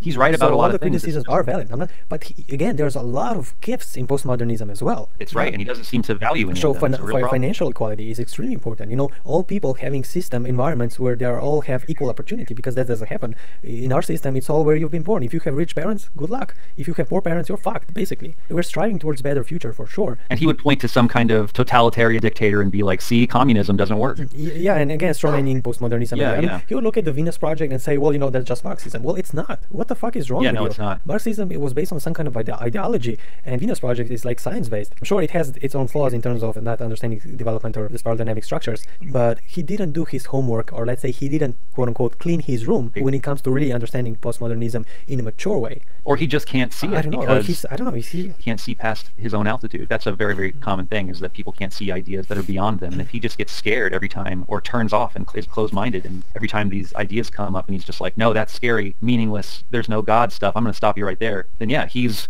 cutting himself off from his own development, and through this book, through people who take his advice, potentially cutting off other people from their further development as well. Exactly. The problem is you gotta write books in open codes. Basically, you want to have a book that has rules, but also has open rules, and he's really creating a closed system where his a one-size-fits-all approach. Christian absolute truth is all we need. But again, like we said, on a macro level, even if all people engage all these 12 rules, which is impossible, but even if in some perfect world, let's say we all did, system is gonna collapse, and we're gonna need new, higher, more objective reality-based system, which capitalism and Christianity is not. Right, and a bunch of people with clean rooms does not make that system. Exactly, and this is where, again, he's not engaging you to think outside. I mean, he should at least... outside of your own self. Exactly, yeah. He's encouraging you to be the selfish, self-concerned, materialistic nihilist that he's so afraid that you'll be. Yeah, and this is where he is, in a way, like this absolutistic Christian nihilist who claims to be somebody who's against capitalism. Communism. Yeah. But he, in a way, he is creating chaos on a larger system while trying to make order in a lower system, because he doesn't understand that chaos and order go through different systems. And again, something on a micro scale can be an order, is gonna be a chaos. So having your life sorted out is gonna eventually, in a capitalistic society, create another chaos. And he just doesn't understand that. It's weird. And then he rants against postmodernists who, again, there are some legit criticism, but you know, postmodernists understand there's a huge systemic problem. Financial inequality, there's still a rape culture, sure. Any agenda has its extremes, I'm not saying it doesn't. But postmodernists and their ideas, global warming, gender equality, all those things are legit problems. Yeah, these are systemic problems, and cleaning up your room is not going to help. You need to engage, you need to criticize politicians, you need to force them into systemic changes, systemic resolutions. And even if your room is not cleaned, you should have the right to do that, and you must do that. From the Iranian pragmatic view, that's what we need to do, and that's what postmodernists are doing. And this is something you pointed out. He's basically saying postmodernists are just some Marxist communist idealists, while he's getting his ideals from Christian point of view. But they are both just a byproduct of biosocial psycho pressures. They are all byproduct of Darwinian pragmatic engagements, evolution, if you will. Yeah, and they're different extremes, agentic versus the community. Yeah, and siding with one is not what an integralist would do. Integralists are about taking into account both perspectives. That's why we have the translative, transpartisan politics that find good points on both sides of the aisle, people on the left and the right, both interior people talking about personal responsibility and exterior people talking about changes in the social system. They're both true. We need both personal responsibility and systemic change. Exactly. He just thinks that if we all do just the personal thing, system's gonna be further. Well, no, because system is fucked up. And this is where his lack of understanding of systemic problems really comes into play. And his lack of understanding of objective reality, he's not skeptic, he's not thinking critically, he doesn't see the bigger picture. And even most of the world's problems, believe it or not, are bigger picture problems. Yeah, this is a common problem amongst most people. I mean, like, we would probably also say that the Zeitgeist people and the Venus Project are lower right quadrant reductionists. Just by changing the system isn't going to necessarily be enough, that there's cultural things that you have to do, and there's getting people to resonate with the values. There's work to do in all four quadrants, and you can't be a reductionist on either side of the aisle. You can't just think that it's all about personal responsibility and living your own personal life, and you can't just think it's all about changing the system. We really all got to do both. Exactly. But if we created a grayscale from who's more right, then Venus Project and people from Zeitgeist are still more right, in my opinion, than Jordan is. Because even though they are ignoring the developmental stages of the lower left quadrant, or spiral dynamics, if you will, at least they are getting their truth from objective reality, from measurement, while Jordan is getting from religion. So even though I agree with you, we need an integral approach to all four quadrants, of course, and we shouldn't reduce to the lower right what Venus Project is doing, I would still say that Venus Project is more right than Peterson is. It's more mature and healthy in general. But, I tend to. And as integralists, obviously, like we're doing the whole time, we are giving props to Peterson in his rules. And it's not like we're just being totally critical. And I love some of his rules, and they help me in my life. I'm sure they will help in your life as well. So again, we're not all critical, but this is a huge blind side that Peterson needs to grow up and mature and say, okay, let me dwell on this postmodernism a bit more and not just be some stupid Christian absolute lower leftist. Rule 9. Assume that the person you are listening to might know something you don't. So I'm gonna read the summary. Just shut up, quit moaning, and listen to me. I know things that you don't. Well, that's debatable, but let's go with it. So don't expect me to listen to you. That's not the way things work. I'm here to make you feel better about yourself by telling you things you already know in a way that makes you feel clever. Yeah, this is them kind of talking some shit a little bit about Peterson. Not really a summary, is it? Yeah, I can see there's like some postmodernist agenda here. Yeah, they're definitely coming from a biased perspective, talking some shit. So if we forget the Guardian summary, assume the person that you're listening that he knows something you don't. That's a valuable trait. If somebody gives you feedback, obviously there could be idiot people who just talk nonsense. Obviously not everybody who says something to you is necessarily right, but it's a good sort of way of looking because we don't see ourselves. So learning about yourself through other people is a good way to get to know yourself, because other people can see you better than you can, because you always have a bias towards yourself. That's sort of the way I'm interpreting it. So again, we go to the previous rule. Put yourself with people who want the best for you, and you listen to those people because they can know more about you than you can. This is an interesting rule, and this is my interpretation of it, of course. This is where he's talking about how most people don't listen. They're just thinking about their turn to talk or something like that. Yeah, and also I think this is where he puts himself into position like, I know more than you, so shut up and listen. Okay, so even though the Guardian is being a little bit shit-talky, that is kind of where he's going with this, huh? I think so. I think that was the chapter when he was like asserting that he has all this experience, so listen to me, you fucker. Yeah, I get that. I've definitely been in that position too, where I felt like I had a lot of upgrades to offer to a person, and it's like, look, you already know what you think. You're around a person who you know has upgrades for you. Why aren't you more interested in getting I think, again, if we are all honest, if we are hanging out with honest people, I think everybody can upgrade you with their feedback and give you an honest feedback. So again, it's a nice rule. It's a good compliment to the previous rules. I don't really have a lot more to say on this one. I'm just gonna say that he, again, has a blind spot to postmodernists, because why doesn't he assume postmodernists has something great to say? He's just criticizing them. Right. Walking what he preaches, you know what I mean? Or walking the walk, not just talking the talk, because he's definitely not walking the walk, even in his own 12 rules. Yes, I think that's a great point to make. He talks about it, but he doesn't really integrate in the good points of these other people. So it does make him seem like he's not really as honest and open and telling the truth like he says that he should be doing. So these last two rules, we've found him to be hypocritical. Yeah, the 8 one, tell the truth or listen line. I mean, that's just a stupid rule in general. Again, in context, it could be good, but from his perspective, definitely not. Assume the person you're listening to knows something that you don't. Again, he doesn't listen to his own rule in this one. Should we go to the next one? Well, I want to say something. My best friend Kevin, there was a certain point at which I was first friends with him and I was talking a lot around him, and I realized, first of all, how much I was talking, how short my attention span was, how I wasn't really able to be as good of an active listener as I am now and as I'd like to be. And so it really got to a point where I was realizing these things and I was like, oh, dang, this dude is way smarter than me, and I need to make him my teacher and take this seriously and come prepared and shut up and listen and ask him good questions and learn to the best of my ability. I think when you recognize natural growth hierarchy and you recognize that somebody is smarter than you and has something to teach you, the thing to do is to put yourself in the student position as soon as you can and get as much from them as you can, because it helps you to be smarter and better. Like earlier when you and I were talking about integral theory and you were talking about the difference between quadrants and quadrivia, what I noticed a lot of people doing is, instead of being like, oh, you know something I don't know, teach me, they go, oh yeah, I know that, because they can't put themselves in that one down position to learn something from you. And to me, that is the height of foolishness. It's so stupid. Exactly. Because as soon as you tell me, we're immediately peers again. Yeah. So being unwilling to learn from people around you and only wanting to be equal or above them is real foolishness. Yeah, I think that active listening without judgment, which is something that, again, Jordan isn't really doing, because if you're saying something that's against his religious views, you're just out of the question, you're just a stupid postmodernist. But yeah, I feel like active listening skills are extremely important. And like what you were saying, yeah, to have that muscle of really feeling the person, engaging with them. You know, those 3 epistemology videos from Anthony Madagasco, something like that. Those are extremely useful resource in terms of how to talk with people and how to have a nice open conversation conversation, like using the Socratic method. And this is not just useful in terms of talking to religious people, but maybe even with your partner and stuff like that. Yes. And in general, I think part of philosophy, that part of a philosophical practice, is giving the sympathetic read, giving the sympathetic listen first before you give the critical listen. Exactly. And then also clarifying with the person, is this what you meant? Making sure that you understand, that you get your understanding right, that you really heard them and know what they meant before you say anything about it. Yeah, exactly. So you repeat what they're saying and ask, is this the right understanding? They might say yes or no, and they say it again, and then you repeat it again. Yeah, so you really want to make sure you really do understand somebody. Because you don't want to straw man them. Exactly. And that's like a cardinal sin of logic, is trying to tell another person what they mean, which, going back to Jordan Peterson, that's what that one lady who was interviewing him was constantly doing. You're saying this, you're saying this. You're not supposed to do that. You're supposed to say, are you saying this? And then you listen to make sure that you're not telling another person what they mean or straw manning them or putting words in their mouth, and you're actually engaging with their actual ideas and points. The problem is Katie was not really, it was Katie Newman, I think, not Corey. I said Corey at the beginning. I think it was Katie Newman. I'm not sure. I know it's Newman, but I don't know the name. I think it's Katie. But obviously she was not well equipped versus Jordan.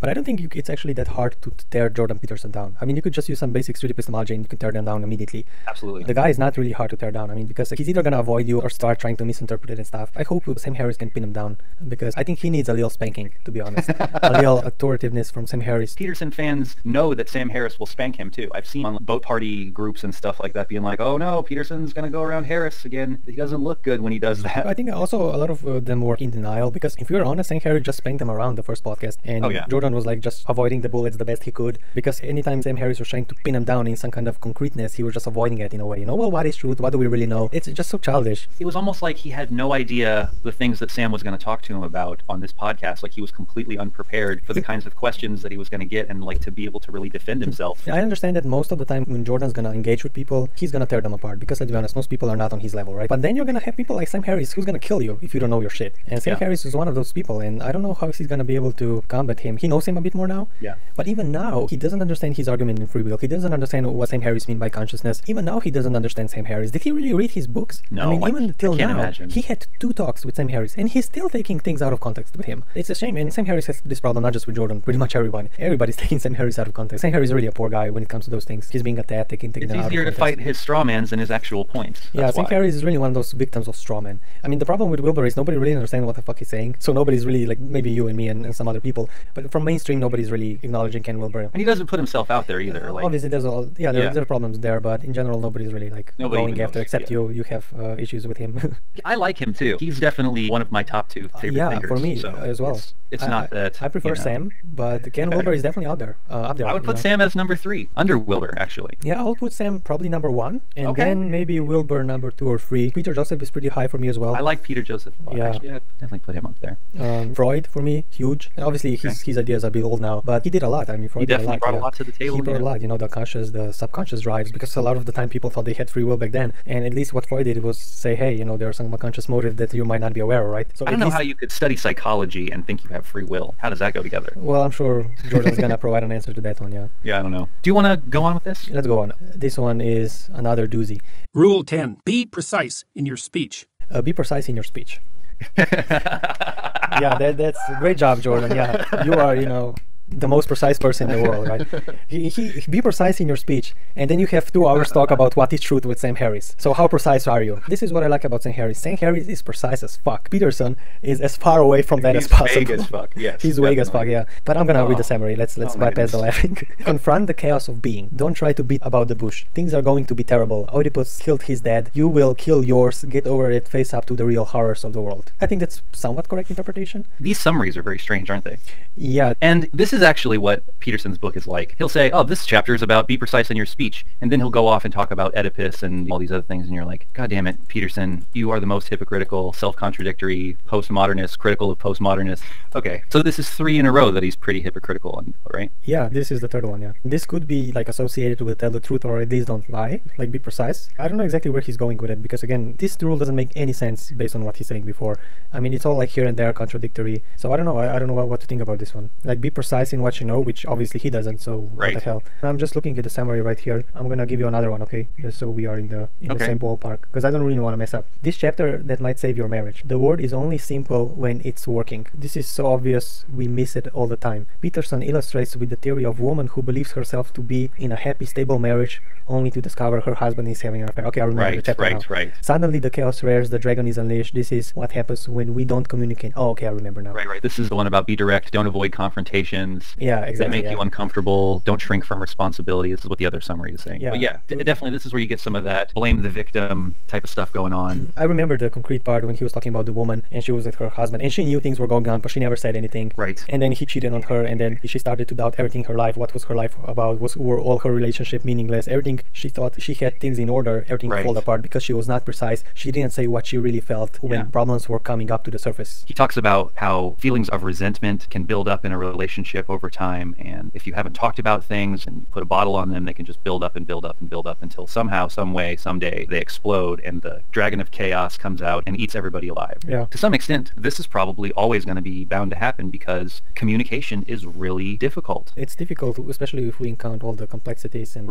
and potentially different developmental levels, different views on reality, different goals, different values. So for two people to be together, it takes a lot of luck to find a compatible person in terms of personality, but also that your points of view are somewhat compatible. Although you could be with somebody who has different points of view, I don't know, but at least be honest and precise in what you feel. Yeah, it's hard to maintain a shared vision too. People grow at different levels and we're all moving through stages, and it's the couple that grows together, that stays together, a couple that stays compatible. Me and my ex-wife, we were together for 10 years from the time we were 20 to the time we were 30. Shit. So yeah, I mean, in 10 years, from the time you're 20 to the time you're 30, you change a whole lot. You become a completely different person. Who you are and what you thought you wanted is totally different. Over time, you live with a person every day, you think that you're on the same page as them. Maybe they're having certain thoughts, but if they don't communicate that to you, you're just out of the loop. It's very difficult to maintain a long-term relationship like that. And yeah, communication is key, but it's also incredibly difficult. And sometimes you might have a blind spot and you don't see it, right? Most of the times we sort of know. And I do agree with Peterson that a lot of times when we are in a relationship, we are hiding a lot. So he's right in that we are not precise in our speech, we're not telling the truth, and that's a problem. But there are some times where people are just oblivious and just don't see it. Even if they're trying to be honest, they're trying to do their best, but for whatever reason, they have blind spots. Yeah. But he's right. We should be as precise as possible and tell what we feel, say what is bothering us. If we have a worry about our vision, what is our future, what are our goals, all these things are important. So we should be precise, and that's a good rule from Peterson. Yeah. But what about teaching our kids to be precise in their speech? Which is even super more important. And if we're just being majorly authoritarian on them and telling them to clean the room and not listening to their criticisms, then maybe we're not good parents. And that applies further when it goes to the system. If we're ignoring people's precise speech about real problems because they don't have their room clean, that's a problem too. What good is precise speech if you don't listen? Yeah, true that. Yes.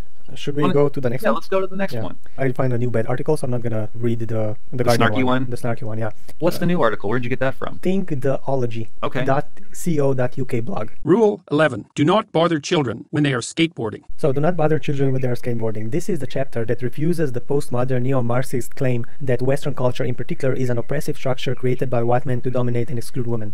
First of all, I have no idea that was the postmodernist neo-Marxist claim, but whatever. Boys and girls are different. Sexual difference is biological in basis. Sexual difference is not cultural construct. This is something we were touching a bit earlier at the beginning. Yes. The current cultural narrative that denies the things that is bad for boys and for girls. Boys don't know how to compete when they are forced to compete in the girls' hierarchy. Girls can win by winning in their own hierarchy, by winning good at what girls value as girls. They can add to the victory by winning in the boys' hierarchy. Boys, however, can only win by winning in the male hierarchy. They will lose status among girls and boys by being good at what girls value. It costs them in reputation among the boys and its attractiveness among the girls. If we insist on going down this path, soon there will be no men left that any self-responding woman would want to form a relationship with. And there's more, but I think there's plenty we can go here.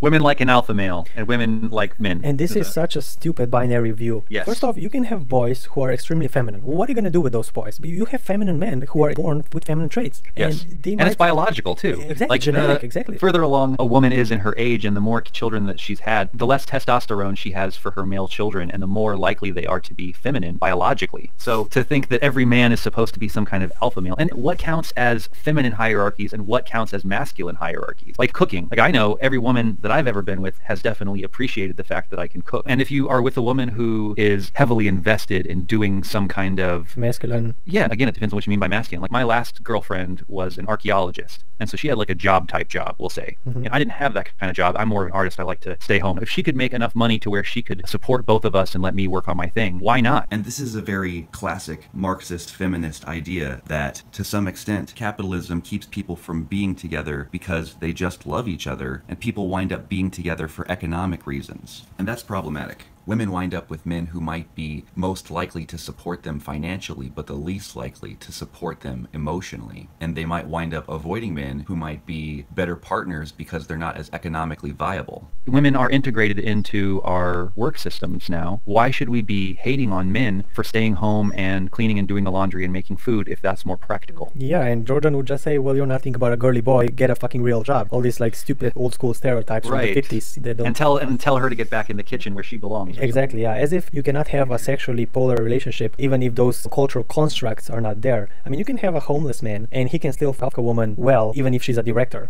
In fact, there's actually a lot of women who are directors who go and have sex with these poor men. So it's not so simple. You mean it doesn't inhibit their ability to pleasure a woman? Exactly, because I assume what he's saying, and that's really old school traditional views, is like, well, you know, a man needs to have a real job and a woman should be more nurturing. And again, it could work. I'm not saying that's a bad thing, but that's not necessary. I mean, things are changing, roles are changing, culture is evolving. Yeah, we don't need those kind of survival roles anymore. In fact, they become unhealthy. A man should be allowed to be nurturing and a protector. Yeah, you know, these kinds of false binaries, they're just outdated. Which is not to say that it's not a thing still in culture, and it's not also to say that it wasn't useful at a particular time in our history. But it's not necessarily good anymore. And another thing I noticed, I had a chance to go to a few more like business kind of environments, and those men are like huge pussies, and they can have a lot of money. So that doesn't make you masculine. You can be a totally feminine director. And this is another thing that happened with Donald Trump when he's like this first stage kind of egotistic masculine child, basically. And when Stormy Daniels had a 60 Minutes talk, when she said she spanked him with like a newspaper or magazine, this was the first time he became normal. He talked to her like normal, but before she spanked him, he was like this man-child. So I assume Donald Trump has a lot of suppressed feminine desire to be dominated, which makes sense because he always is in control. Everybody's looking for him to take... I could see that. Him being wanting like a dominatrix or something. Yeah, and that happens to a lot of people in top positions. Woman or whatever. If you have somebody who's in powerful position and always gives orders, you can have an unhealthy other extreme, and then and that's why you have a lot of people on top who are like directors having billions of dollars and want to be spanked by dominatrices and totally in a passive position. And this is another good example of when your whole life is order, that maybe chaos isn't scary or terrible, but chaos can be bliss or freedom. Exactly. Getting pushed out of your comfort zone or controlled or dominated at what they call subspace, that kind of place where you can just relax into someone else's control. Or maybe a better word would be surrender. And maybe to some extent this runs parallel to what Christians feel when they surrender to their sky daddy. It's interesting. I wanted to say something about gender before we get too far away. Sure. For me,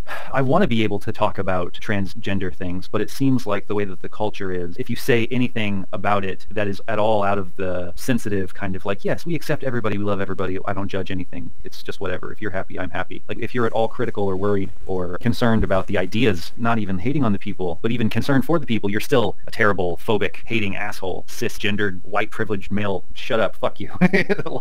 So it sucks because that's where the conversation is at. So in one hand, you have to ask yourself, is that a hill you want to die on? Is that something that you want to talk about so much that you want to be known for that? Are you willing to have other people not listen to your other ideas because you said this and now they don't like you? Is it worth it enough to you? I've had to really think about that, and I'm not sure it is. But I do think that there is something really important about this understanding of gender as a social construct. There's pre-gender and there's transgender and there's gender. So there's the time before you're indoctrinated into the cultural ideas about what men and women are supposed to be. That's what gender is, not sex. And then there's being inside of those conventions, happy with it or not, confused or not, wanting to switch roles or not. And then there's transgender, which every single human person who's healthy and mature should evolve into, which is this perspective that balances both the masculine and feminine themes. So maybe there's ways to talk about this that is not going to be as upsetting. Like maybe you could say transgender people and these people who are talking about gender neutrality are really onto something. Gender is not really a thing. It is a cultural construct, and we should be able to express ourselves however we want. These boxes are limited and oppressive, but the thing to do is not to switch boxes or to change your body to look like the way society says that you're supposed to look, but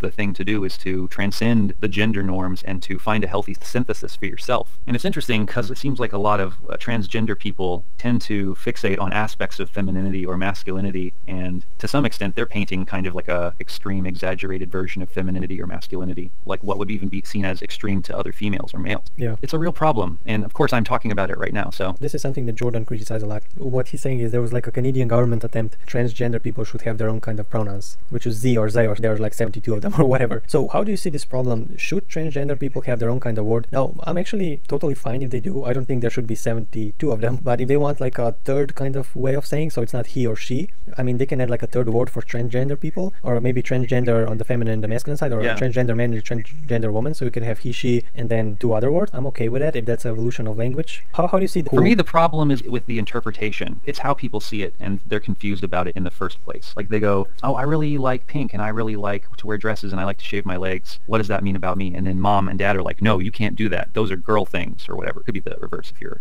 a female. And they're like, no, but that's my true self. I like those things. That's really how I feel. And of course it is. If they like it, they like that. The problem is that when they go the next step and they go, that must mean that I am a girl trapped in a boy's body. No, you're not. I'm not trying to deny their feelings or that they like what they like. Of course they do. But their understanding of what that means and how that works in reality, I mean, like, it's kind of crazy to think that you could ever know what it feels like to be something that you've never felt like what it feels like to be. That's like me saying, I feel like I was born a black man in a white man's body. As a white man, what the fuck do I know about what it feels like to be a black dude? I could only guess at it. Or like a possum. I can't guess at what it means to be a possum. And I definitely cannot guess at what it means to be a female. And I think if you asked females what it's like to be a female, a lot of what they would talk about, if you took out all the things that you could also say is true about being a male, and you just isolated it down to only things that females say is true about being a female, you would find that probably most of that stuff has to do with having female reproductive organs and the consequences that come with that. Yeah. And transgender people don't have that. They have like a semi-functional version of it, but it's not the real thing. So not only are they cut off from the real feeling of what it feels like to be a woman, they are cut off from the real physical body parts of that thing, even if they get surgery. There's no way that a man can become a woman. Yeah, I don't know exactly the details in the operation, how functional those things are. I assume probably not as much. I think maybe in the future, more functional for men or something. Yeah, and maybe in the future. Yeah, maybe we can do like a total transformation. I think from now it's more like an aesthetic one, right? Yeah. But I assume what you're arguing is that they get this idea of wanting to become a woman because I feel like a woman, because society is pressuring you, if you feel like a woman, then you gotta look like a woman. So, or because you like things that women like, therefore you gotta look a certain way. Yeah, but it's just wrong. Instead of, we should make sure that you can have a beautiful man who can look like a man and still be feminine, and that's okay. And if we had that kind of culture, maybe those men who want to be like transgender wouldn't wanna become literal physical woman, quote unquote, right. The way, like literally look like a woman and have a surgery, but accept their male organs but still behave and do all the things women do. Right, because you are what you are, and you shouldn't have an unhealthy relationship to what you are. But I think we should all want to be transgender. We should all want to find that kind of synthesis between masculine and feminine themes and be past what society says a man and a woman is supposed to do. That's transgender. I feel at this moment it's extremely hard to do, because when you look at our culture, you still see, when you look at cosmopolitan and all those standards that modern liberal, orangey kind of society brings up, hypersexualized women and hypersexualized men who are like He-Man, and the women are like a Barbie now. Although a Nicki Minaj kind of style of women are becoming more popular, like the big butt kind of thing. But still, that's extremely hypersexualized woman, but maybe a little different body type. And when a guy who feels like he's more transgender and he looks at all these pictures and how society sees women, he wants to become that. The only argument I would see where surgery is fine is if we realize that that's a genetic problem and not a cultural one, because what we're assuming is if a guy feels like he's more of a woman, the need for him to change his appearance and go to a surgery is not genetically created, but it's culturally created. Is that what you're implying? Yes, the ideas around it have to do with what society is telling us that men and women are supposed to be. Yeah. And I'm also saying that there are personal, interpretive, and developmental factors as well. But now there are cases where people are born like hermaphrodites, and then people choose on their behalf, and then later that person feels like the choice that was made for them is wrong. But that's an incredibly rare occurrence. I guess what I'm saying is that no matter who you are, you should love yourself. Yeah. And I don't think it's healthy to be extremely hyper-masculine or extremely hyper-feminine, no matter who you are. We should all be aiming for some kind of synthesis where we can be in touch with our own strength and with our own vulnerability, with our own intellect and with our own feelings, all the things that we would consider to be masculine or feminine. If we find ourselves to be too much in the extreme in any direction, we should seek balance. Well, one thing that I think is also a huge problem here is this idea of how a gender should look is imprinted quite early in one's development, right? Yes, very early. And because parents don't necessarily have an education, and maybe they are confused as to how to raise that kind of child, a child who feels more, who's a man and let's say feels more like a woman, obviously that child is going to be confused and probably want to have surgery. There's a lot of pressure in that culture to have surgery too. One of the things that a lot of people don't know about is that there's a dark side to a lot of this. If you start to accept some of these ideas as true and good, there's a whole bunch of potential consequences that come out of it that are potentially very dangerous. And this is not about hating people or like being disgusted or phobic or something like that. This is about true concern for what's actually true and good and what's going to be healthy in general for people. Things aren't just however you like them to be. You can't just will the truth about sex and gender into being a particular way and then ignore people who want to talk to you about it. Like, claims about sex and gender are open to everyone and relate to everyone in their experience. These are not special topics for special people. And a lot of times these people are acting like if you're not in their group that you can't argue with them. You know, some women die when they get a hysterectomy. Like, some women are actually dying during this trans surgery. It's serious stuff. And that's not even talking about the psychological aspects. That's real life and death stuff. Yeah, and there's also money-making agenda. Surgeons get a lot of money from these surgeries, so I can understand that there's like a sort of advertising pressure as well, because people make a lot of money making these surgeries, and a lot of these men who want to become girls and the other way around, they need to get that money. So there are many systemic problems here. But like you said, there are also health risks, psychological damage. What if somebody changes his mind? Well, then he's really fucked. It starts to get really offensive when you start applying these kinds of binaries in strict ways too, like females are emotional and men are intellectual and all this kind of, I mean, they kind of work as generalizations, but are you saying that men can't be emotional or that women can't be intellectual? And as soon as you start doing that, you're basically cutting people off from part of their humanity. And no wonder people vehemently oppose that and say, look, fuck you, I know about what I feel and what I think and who I am more than you. I can see why when people feel like they're being crammed into these boxes that they don't necessarily fit in, why they would fight back against it. It makes sense. If anything, I'm on the side of healthy development, and I'm not saying what Peterson is saying, which is conform to traditional gender roles, even if it includes changing your body to do so. That's crazy. That's unhealthy, I think. There are either two ways. Either we create technology that's going to make transitions easier, or we create a culture where a man can be in a man's body and still feel feminine. But we'll see. But yeah, I think that it's a really difficult subject, and there's a lot of confusions, like you said, between what we think culturally is appropriate and what is a biological sex. And like you said, in general, sure, we can argue that women are more emotional and men are more logical, if you will. But yeah, there's exceptions. There are women who want to be like a UFC fighter. Well, what the fuck do you do with her? Let her be a UFC fighter. That's what you do with her. You let her. Yeah. Because that's what she wants to do. Let her express herself. And there's a man who wants to be a ballet dancer. Yeah. And there's a man who wants to stay home with his kids. And there's a woman who wants to work. And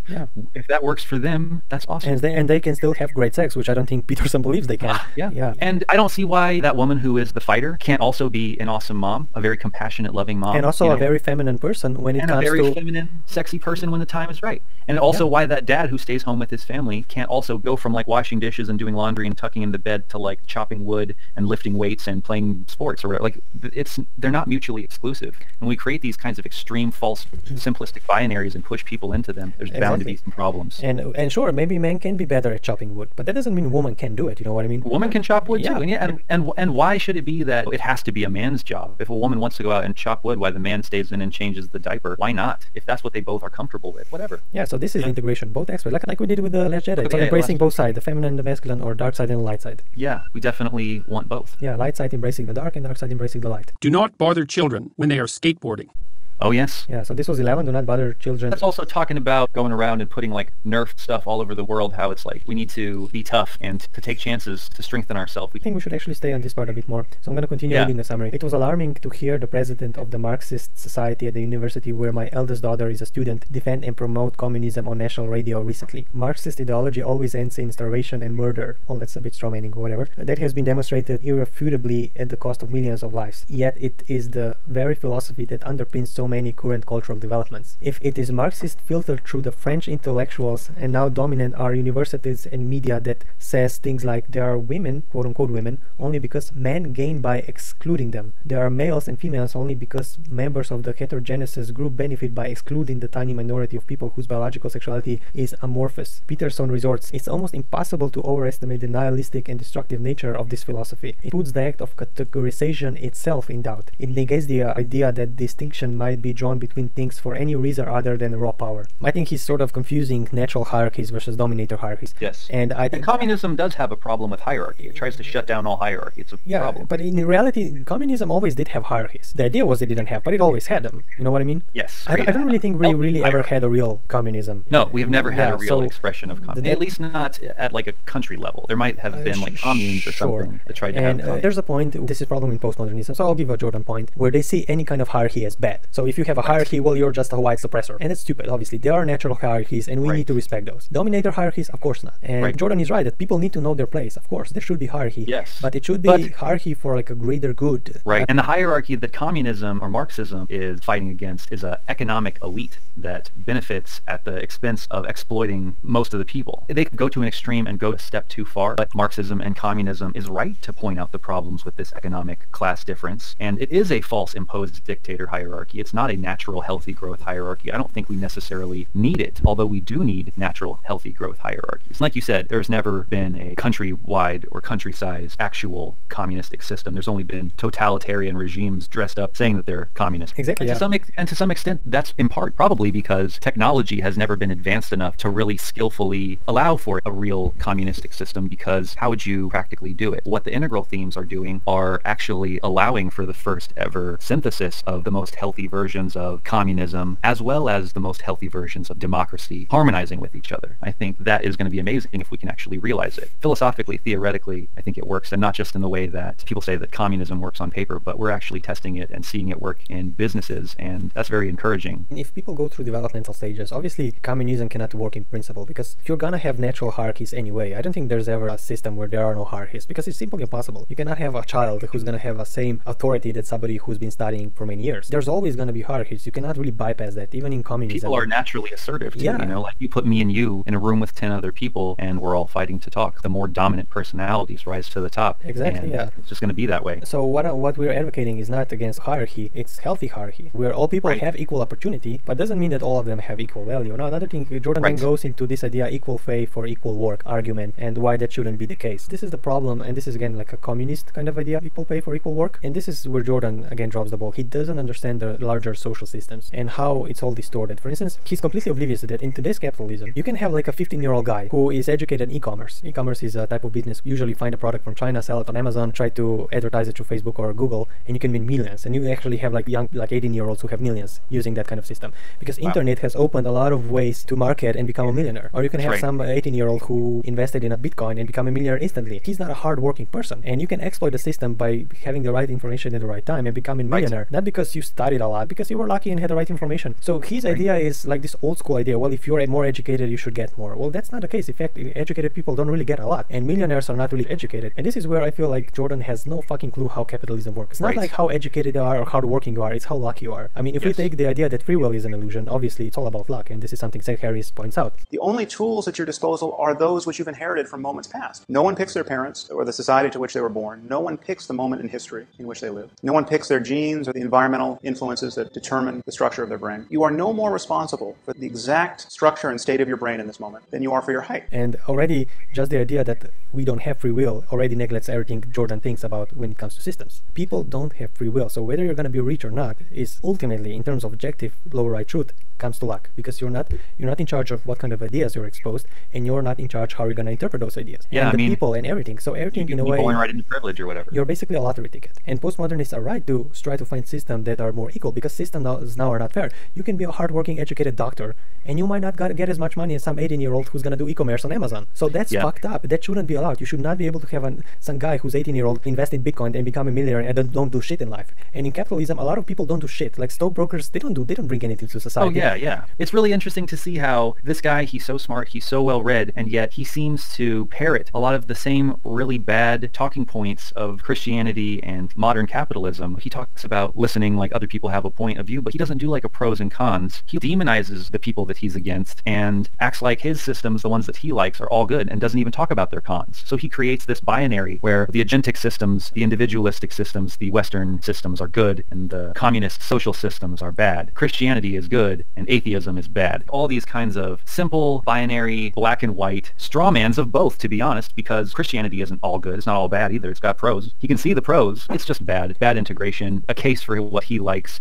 and against what he doesn't like, without really giving a charitable reason. Like I said, his systems understandings is just beyond horrible. Most postmodernists, even SJWs, I think are more educated on the cons of capitalism than he'll ever be. He's not a philosopher, though. Like, going back to what we're saying about like thinking about it as if he's a psychologist. That's why he doesn't know the talking points or have the best worldview. And I think that's also why it always comes back to personal responsibility, and he'll cling to free will and reject determinism and nihilism, because for the sake of his practice, in terms of having to talk to other people, you need to get them to take responsibility. You need to get them to stop making excuses. And if they don't have free will, then how can they do anything to change it? You have to have a sophisticated philosophy to realize that there's no free will and still say, okay, even if there's no free will, we still need to have programming to tell people what to do and how to live the good life, and we still need systems of morality and law and justice in place so that way we can be guided through stages of development and learn to live the good life. It still can make sense that we need to have programming and refine that programming, even if you realize that people are programmed. It's hard to ask somebody to do good if they don't have programming that says that they're supposed to do good. You got to give them that. Yeah, of you know course, what I mean? So it's not as black and white as he would probably want to make it. Like, oh, if you're deterministic, if you don't believe in free will, don't ever try to do anything. Nothingness, avoid nihilism, fuck life, kill everybody, dominate, destroy, take yours, do what you want. There are people who are like freshman nihilists who are mad at Christianity, who are coming out of it, and they do feel like that. They have this kind of simplistic, nihilistic, upset resentment instead of awakening. Yeah, of course. So if he's talking about them, then I know what he's talking about. But again, that's not all people who have existential ideas. A lot of it is real existential awakening and breakthrough, not this breakdown. Fuck it, let's kill everything in ourselves. Yeah, and another thing is that until we have like an integral society, there's always going to be collateral damage to any idea. I'm sure Jordan would say, well, even if determinism is true, we should still believe in free will because of the pragmatic reasons. Right, still using it because it's useful. It doesn't really matter what objective truth is. That can also damage somebody. Yes. I think that you have so many people who cannot forgive themselves or other people exactly because they believe those people have free will. And this is something Sam Harris points out really well. Why do we hate other people who did wrong to us? The reason why we hate them is specifically because they had the conscious intent to hurt us. Basically saying the reason we hate them is because they freely chose to do bad action to us. Let's say you cheated on your wife. One of the reasons why you might not be able to forgive yourself and therefore not get ahead in life, not move on, is because you have such a regret because you felt like you could have chosen the other thing. You could have chosen not to cheat. Every idea has collateral damage in it, even the free will one. Yes, yes. And there's forgiveness in realizing that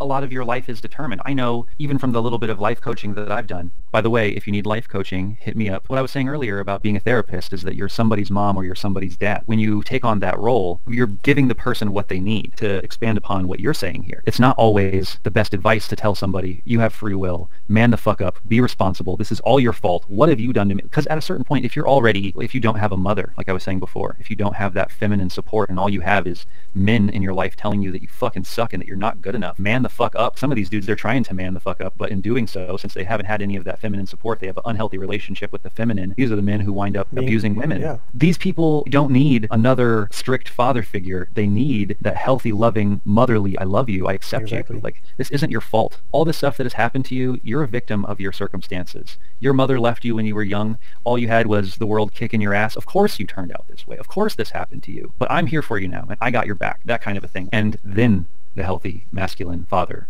rooted in the support of the motherly, I got you. You know what I mean? Exactly. Like, if you just come on with this clean your room, don't be such a pussy kind of a masculinity, that's not necessarily good for everyone. Some people need some love and support and some of that sensitive forgiveness, like the forgiveness that you would get in Christianity. You know, like, I love you, I forgive you, it's all over, let's start over. There's forgiveness and awakening to the fact that things are determined. At a certain point, you can get, I think, to a level of maturity to where you can start to not just be reactive, but make good decisions. Something like what would be the closest to free will that you could get, or like an actual healthy interpretation of your own will, where you're not just a victim to the immediate impulsive reactions. But maybe that's more will than free will. It's not free. It's conditioned, heavily conditioned will. But at a certain point, you can decide to some extent how you're going to be. You can decide to change. You can decide to forgive yourself and move on. And part of how you can do that, in the same way as Christianity, you can realize that it's not your fault. And I think this is also a great way to forgive other people. If you realize that in a transpersonal perspective, that we're all just the universe in flux. I am that other person who did these things to me. If I was them, which I am, I would have done the same thing, which I did. You know what I mean? When you literally see yourself in another person and realize that the only reason that they're them is because they lived their life, and the only reason you're you is because you lived your life. That's a great place to find forgiveness of other people too. So this deterministic perspective, to some extent, can perform some of the healthy, life-changing, powerful, affirmative things that Christianity can do. I'm agreeing with you that this kind of hard, clean your room, masculine standard is not necessarily healthy for everyone. Some people need that sensitive, loving mother more than they need a strict, hard father telling you to get your shit together. This is something that Jordan Peterson doesn't seem to be touching, right? Either he doesn't understand, or he's just extremely old school. He's the victim of reading all this psychoanalysis, Bible, and those European philosophers, and he's basically a combination of all those things, but he cannot see over that. I don't think there's a way for him to go further. I think this is where he has his limits. I think this is the way he's going to stay for the rest of his life. I think that's right. I think this is his stopping point, and it's a shame because he's a smart guy. It is a shame, isn't it? This is definitely the problem with the traditional worldview. Because he's afraid of the dark, because he's afraid of the abyss, he's clinging to that traditional worldview, which is really holding his perspective down, because that false binary, it makes him create this kind of light and dark thing to everything when everything has shades of light and dark. And it's not as simple as the atheists and the communists are evil and the Christians and the capitalists are good, or the masculine is good and the feminine is chaos. It's like, dude, there are positive and negative aspects on both sides. They create each other, and you ultimately don't want to create a binary and say one is good and the other is evil. You want to find the healthy synthesis, which is not what he's doing. That's why it's not an integral project. And that's why we're having all these problems with it, where we're going, oh, over here he's partial and reductionist. See this contradiction? There's major problems with his worldview, even though he's telling you very simple and straightforward things like, be a good person, don't lie. I think another problem is younger secular people who are growing up now. They're gonna find this book and it's just gonna be funny to them. I mean, even for me at this point, this book is old-fashioned. This book should be written in 50s, 60s, or 70s, where the hippie movement started to become. This is like maybe a book for the 70s. Maybe it would have some value then, but now with all the younger generation who are not gonna be even brought up in Christian societies, who are gonna be more modern internet people, they're just gonna see this book and think, what the fuck is this guy talking about? This book is already old in my opinion. It's interesting in the spectrum of different possible reactions to postmodernism to see Jordan Peterson's response in this kind of regressive traditional way as one of the possible moves that you could do that are on the board. For everything that exists, you're going to have a bunch of different possible reactions to it. His is one, when you step up to the void, it gets too scary for you and you retreat back into convention. Yeah, and I think he's like trying to re-cement that convention, go back to the roots, and our roots are of course Christians, but I don't think that's a good idea for the society of the future. No. It's a good refreshment, but a really bad outlook on reality. This is sort of the way I see it. That's a good way to put it. Yeah. Like, it's a refresher on the values, but it's not a way for society to progress forward. Yeah. In fact, he's really afraid of the collapse of society, but the values that he holds keep society from progressing, and ultimately that will lead to its collapse. So he's not helping at all. He's definitely not helping, and again, he's just making things worse. Not at all, but he's not helping in terms of progressing society. Yeah, exactly. Another thing that is, many authors do a better job than he did. Like, there are people like Joseph Campbell, Robert A. Johnson, Robert Moore, James Hollis, and many others who do the same thing and better. I definitely think that's true. I think he's getting his little bit of shine, but it's coming off as like not as good as some of the people whose shoulders he's standing on. Here's the problem. Why did Jordan become popular? I don't think it's his ideas at all, to be honest. The reason he got popular is because he's really outspoken and charismatic, like Trump. He criticized the Post-Modernists, which was really popular at the time. He basically became famous because of his videos. He was in front of university preaching basically like a street preacher. There's a reason he became popular. That was a little scandal, and then people started to talk about him. And also the right-wing blue people, they were hungry for somebody who's charismatic besides Donald Trump, who I feel is actually a bit more liberal than people think, but whatever. But who was also smart. So people in society, and I'm gonna go with blue, orange, and green, who are not that smart, they wanted the daddy they never had. And Jordan Peterson was the right person, the right archetype, who came along and quote-unquote save us from the oppressing postmodernists. 12 Rules could easily just be a Bible 3.0 in my opinion. And again, it's not necessarily a bad refreshment, but if you look at the context of this book and why he became popular, it's not because of his ideas, it's because he's charismatic. And people are not rational, they're not philosophers. They're gonna read his book and think he's a fucking genius. But just some basic philosophical skills, you can see his view on reality and so many mistakes he makes. He contradicts himself all over the place. It's an insult. When I read the book, it was like insulting because, I mean, really? You're that superficial? You're just talking in binaries? Again, used for less developed people and even life-saving. But for somebody like me and people who are gonna grow up now, people who are growing up in secular internet age, they're just gonna see this and think, what the fuck? I mean, this guy's IQ is really low. From my perspective, it's like poor man's Joseph Campbell and extremely weak in terms of philosophy and systemic understanding. That's sort of my main kind of problem. And again, objective truth is the reason he's popular is because of his charisma, not his ideas, because again, his ideas are nothing special. What's your opinion? I agree with what you say. I definitely think that he's popular because he's talking shit about postmodernist values, and a lot of people agree with him about a lot of the things that he's saying. And there haven't been very many people who as publicly articulate those ideas as well as he has been doing recently. And I think that is why he gets some shine. And yet, it's not because his answer to postmodern problems is so smart or so good. It's just that he's really good at pointing out what the problems are. Even though Jordan likes to talk shit about postmodernists, the cult following he's creating is even stupider than most postmodernists are. Thomas Bichowski, who made a comment on the Amazing Atheist book about order and chaos, he said that he's basically like a new Deepak Chopra. He said Jordan Peterson is the new Deepak Chopra, a sophist who is so vogue and abstract that any objective criticism of him is nearly impossible, while his fans can circle jerk each other with the meaningless bubble and squeak that he spouts to feel intelligent. And that's unfortunately the case. When you pin down a Jordan Peterson fanboy, first off, he doesn't understand any stuff that Jordan is saying. So either he's gonna say go clean your room, he's just gonna attack you, he's gonna say you're taking him out of context, but then when you ask him why, he's not gonna say anything, he's just gonna leave and dislike you. And ironically, he's trying to say to people, man up, but they're just childish. Whenever you try to say how am I misinterpreting Jordan, they're not gonna go into details, they're just gonna leave dislike and fuck you. And ironically, he's making more children than manning up people. So should we go to the last rule? Yeah, let's do the last rule. Rule 12. Pet a cat when you encounter one on the street. Dogs are okay too. Okay, so the last rule is Rule 12, which is pet a cat when you encounter one on the street, which is ironic because at the beginning of the chapter he talks about dogs, which was a subtle test if we really read him. So people who are gonna listen, oh, maybe they didn't really read Jordan Peterson. Yes, we did. He talked about dogs at the beginning. It felt kind of like bad writing to me. It is a bad writing, yeah. He's just like worrying about demographics. It's like, well, then change your metaphor. That's more like an aesthetic thing than a philosophical thing. So I'm gonna read the summary. Obviously this side is more positive positive toward Jordan, this chapter will make you cry. I think he's also crying in the last chapter. I think there are 2 chapters he was crying. I think he was also crying in the last one. I'm not sure. The inevitability of suffering is a recurring theme for Peterson. Here he deals with it through the suffering of his daughter who endured the misery of severe polyocular juvenile idiopathic arthritis. I'm sorry if I misspelled that. How are we supposed to make sense of suffering? How are we meant to cope with it? Peterson says in this part that the answer is, being of any reasonable sort appears to require limitations. It is our human limitations that make us human, and that makes suffering something we have to face. He offers wise counsel for those caught in the maelstrom of suffering. Counsel about how to talk and to listen. And he says, stop and stroke a cat, and maybe when you are going for a walk and your head is spinning, a cat will show up, and if you want to pay attention to it, you will get a reminder for just 15 seconds that the world of being might make up for the inerectable suffering that accompanies it. This is how Peterson grabs pussy. Sure. If I remember correctly, he was using the cat metaphor as a cat being the cosmos, something like that. Like Schrodinger or something? Sometimes, like the idea, like sometimes the cat's gonna like you and sometimes she's not. Right. But you should try to stroke it anyway, something like that. I'm not even sure. Again, it's a stupid metaphor. You could use something else than a cat, but whatever. I think you're right, though. He cried in this one, and he also cried when he was talking about meaning. Yeah, exactly, yeah. I thought that was so strange. It felt so weird to me That's when not he the was best place crying, to talking cry about about, meaning. yeah. I was thinking maybe during the part about suffering. Or his daughter and her health problems. Well, that's this one, right? Like Yeah. that's where he cries in this one, about his daughter. He cries about his daughter, and he cries about meaning. He's talking about meaning. It wasn't moving to me at all like that. Just strange. It's weird, yeah. For me, when I look at this book, it's like a love and hate relationship. I mean, again, there are things, and I'm just repeating myself, that are useful, that are profound. But also, when you look at just a bit larger view, there's so many blind spots, and you just cannot apologize for them. You know, we live in a modern culture, information age. People will get to the YouTube and type what's wrong with capitalism, and you'll have thousands of videos pointing out the problems. And when you have someone like Jordan who just dismisses all postmodernistic problems and just narrows down everything to Christian, agentic, capitalist society is perfect, it's just gonna feel stupid.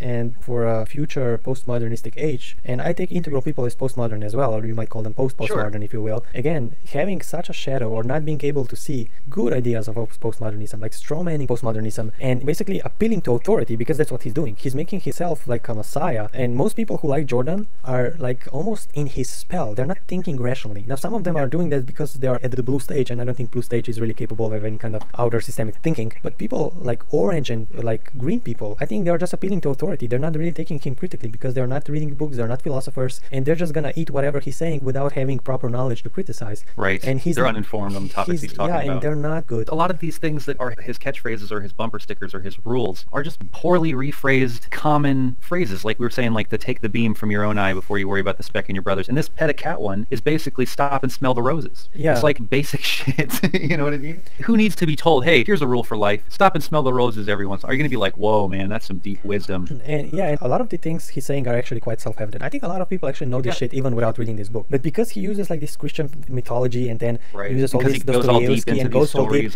it's like he pretends that I'm studying Freud and Jung and all these authors. Right. And these are it's the fake rules. Deep is what you're saying, I think. It's fake deep, yes. But when you look at the rules, well, they're just some basic rules you can read like in a 5-chapter children's book. Yeah, exactly. People who are not philosophically or psychologically, you know, I read psychoanalysis, I read psychology, I read self-help, I studied postmodernism a bit, that I know enough to see the fakeness behind it. But unfortunately, in the society we live in, most people will not, and that's why they like it. He's like a catchphrase, cartoony dad, and he likes to bash on postmodernists, and a lot of people like that. Yeah, let's go ahead and give a rating before we forget, and then maybe we can talk about other projects and say goodbye and all that stuff. Okay, will you give the rating first this time? Sure. So, and I think last time we did 1 to 5, yeah, right? So 1 is extremely bad, half of the star is extremely bad, 5 stars is super great, and 2.5 is average. So this is a scale. So what would you say? I'm going to give it a 2. 2, okay.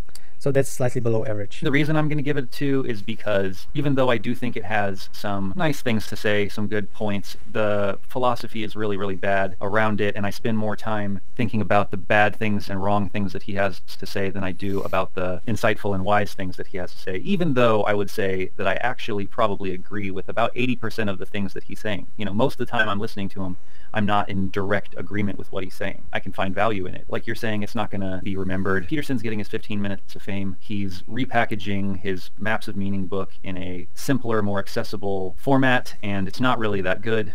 The writing isn't really very good. It's vague. It's all over the place. I don't think it's really that good in terms of self-help, although it is offering something that is different from a lot of what you're going to get in the self-help that most modern and postmodern people would find. So it's bringing a little bit of value, so it's not total trash, but it's still only like a 2 to me. Now remember, 2.5 is average. Is average, so it's like a slightly below average. It's not terrible, but not great. Well, I can understand understand that for somebody who's depressed or somebody who's like a right-wingist, that could be like a 4 or 5-star book. And somebody who's not reading philosophy, who has like standard education, who's not, you know, skillful in critical thinking, who doesn't know shit about systemic thinking and so on. For people like that, I'm sure it's a 5-star or 4.5, whatever. Just like kind of a young, uneducated, low to mid-range right. person. And when we say uneducated in this case, we mean like they don't really know that much about history or philosophy. Yeah, you can be a neurosurgeon and not be educated. I'm talking about like they're not well read in these fields. Yeah, like a meta-systemic kind of fields. You can be a surgeon and still have this like a 5-star book.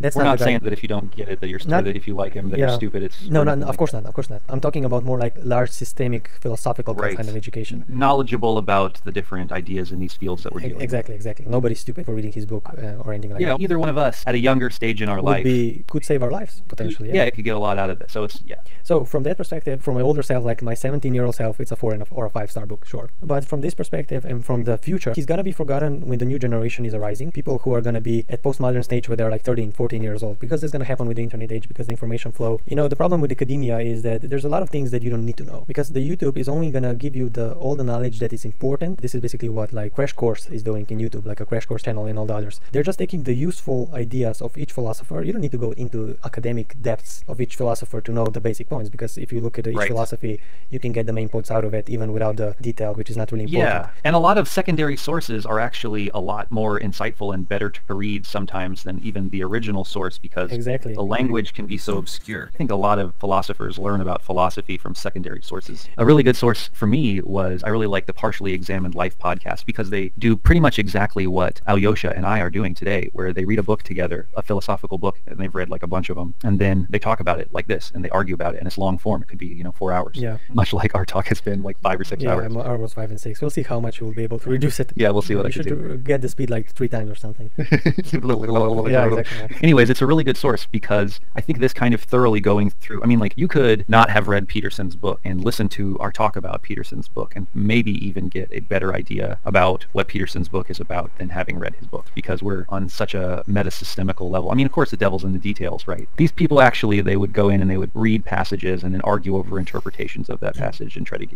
it's really good stuff. Partially Examined Life. Big ups. Yes, and that's exactly my point. Sometimes having a person who is knowledgeable on a meta-systemic level and he gave you an interpretation of Peterson can be more valuable than his book is. Yep. Now, we're not saying you should be lazy and not read his book. If you're really interested, there are details we missed, of course. We're not perfect. But save yourself hours. Yeah, but just listen to our thing. Exactly. and sometimes, like I said, philosophy YouTube videos may be even better than reading Aristotle. Just look at the videos, because they will get all the main points and criticism there that you don't need to read. Because if you read these academic philosophers and their interpretations, sometimes they get lost in details, but they go too far, and it's useless detailing. And this is the problem with academia in general. If you have all old school academic philosophers who are stuck in details, because they're so stuck in these academic details, they can't see the larger picture. Right. I think Jordan Peterson is the victim of that. He goes in such a detail with interpretations and so on that he cannot see the larger picture. And I think that's stumbled his growth. And now because he is so popular, that's just gonna indoctrinate him even more in his belief system instead of challenging him. And that's another problem. I hope Sam Harris is gonna be somebody who can challenge him. Yeah, that's a problem when you become a cult leader, which he inevitably is. But it's a topic for another day. 4 or 5 if I was 17, I was depressed. But now, all the knowledge I have now, it's like 2 stars for me as well. There is value. There are some profound things that I forgot that were useful to me, and I'll give him credit for that. But in terms of the future, this is a book that should be forgotten really, really fast. Because meta-systemic problems is the future, guys. Not cleaning up your room. Capitalism is gonna fall whether your room is clean or not. So think about how we can change the system so everybody can have equal opportunities and not this Jordan Peterson crap. If you're gonna clean your room, you should at least be a prepper, like a doomsday prepper, so that way when capitalism falls, since you haven't done anything to help it, you'll at least have a little bit of saved up supplies, so that way you won't totally die. Yeah. Or at least, you'll have saved a bunch, so when someone comes and kill you, they will have a bunch of good stuff. So again, the future is in big picture, and Jordan is unfortunately a narrow one. So 2 stars for me. So let's talk about our future projects or anything you want to add. Yeah, man, that was fun. We did a good job. I think we told them about what's up with Jordan Peterson. Yeah, I think so too. Again, the cult mentality he's creating, if some cultist is gonna listen to this, he's probably gonna dislike it. Like, fuck you guys, you don't understand him, you're taking him out of context. People like this will exist, but I hope there's also gonna be a lot of people who will listen to this and see value and see a truly integral idea. And there's a lot more to say probably, but I think we exhausted a lot as well. If you're still listening at this point, please like and comment and consider sharing. You clearly like this. You clearly should share this. And yes, please subscribe. Yeah. Also, you guys are great. Yeah, comment, like, share, subscribe. Whoever's listening to this for 6 hours, you are great. I'll give you that. It won't be 6 hours in the final version, but yeah, you're awesome. Thanks so much for listening to the Integral Review. Did you ever wind up going and doing any of that street epistemology where you're at? I stopped the project for a bit because I was focusing on my free will lecture that I had. How'd that go? It went well. There was not so many people, but in terms of how I felt I presented it, it was great. I think I had a great performance. Nice, good job. I just hope I'm going to be able to have a larger audience in the future. But street epistemology Armenian man. That's version awesome. is still on the way, so since something I'm working on. Yeah. And you? Well, I put out a couple of those What You Talking About Wilbur since last time we talked, and I'm working on another one. This next one is going to be about Wilbur and his issues with science, including strawmanning science. And I'm going to see if I can talk to Frank Visser and include an interview with him along with it, or maybe even as part of it. We'll see how that goes. I talked to Michael Dowd. He watched my What You Talking About Wilbur on integral evolutionary spirituality, which of course I am constantly using him as a good example. Yeah, Michael Dowd. I like the guy. I feel like Michael Dowd should be the Peterson guy. I would gladly take Michael Dowd and just replace him with Peterson. That would be great. He's perfect. And you know what his main concern is? Climate change. He's like, look, we could argue about metaphysics, and maybe that doesn't even matter. What really matters is that we have a value system that aligns us with science and our ability to work together in the future and build healthy systems together. His priorities are really in line, man. I love that guy. I like his personality. He's like this really kind, loving dad. Yeah. He's amazing. Yeah, the way he speaks, a really amazing person. Yeah. Not just what he's saying, but his personality, the way he presents himself. Incredible person. Yeah, I love the guy. I've sampled him in my music. I really like him. And yeah, he watched my video, which, you know, I'm like, yay! Like some people like rock stars and sports people. I'm like, Michael Dowd, yay! He liked my thing. Michael Dowd should be more known, a lot more known. He deserves so much more, in my opinion. Yes, so I agree. And yeah, so I'm going to get to do an interview with him too. I just need to schedule it and set it up. I got this interview coming up with this gentleman who's doing the Integral Church, Joran Oppel. Probably by the time that you hear this podcast, my newest vlog, number 9, about mysticism versus philosophy will be out, and I'm excited about that. I'm trying to make more videos and do more things. I'm really excited that we have this monthly integral review. This one took a while because it was a whole book we had to read.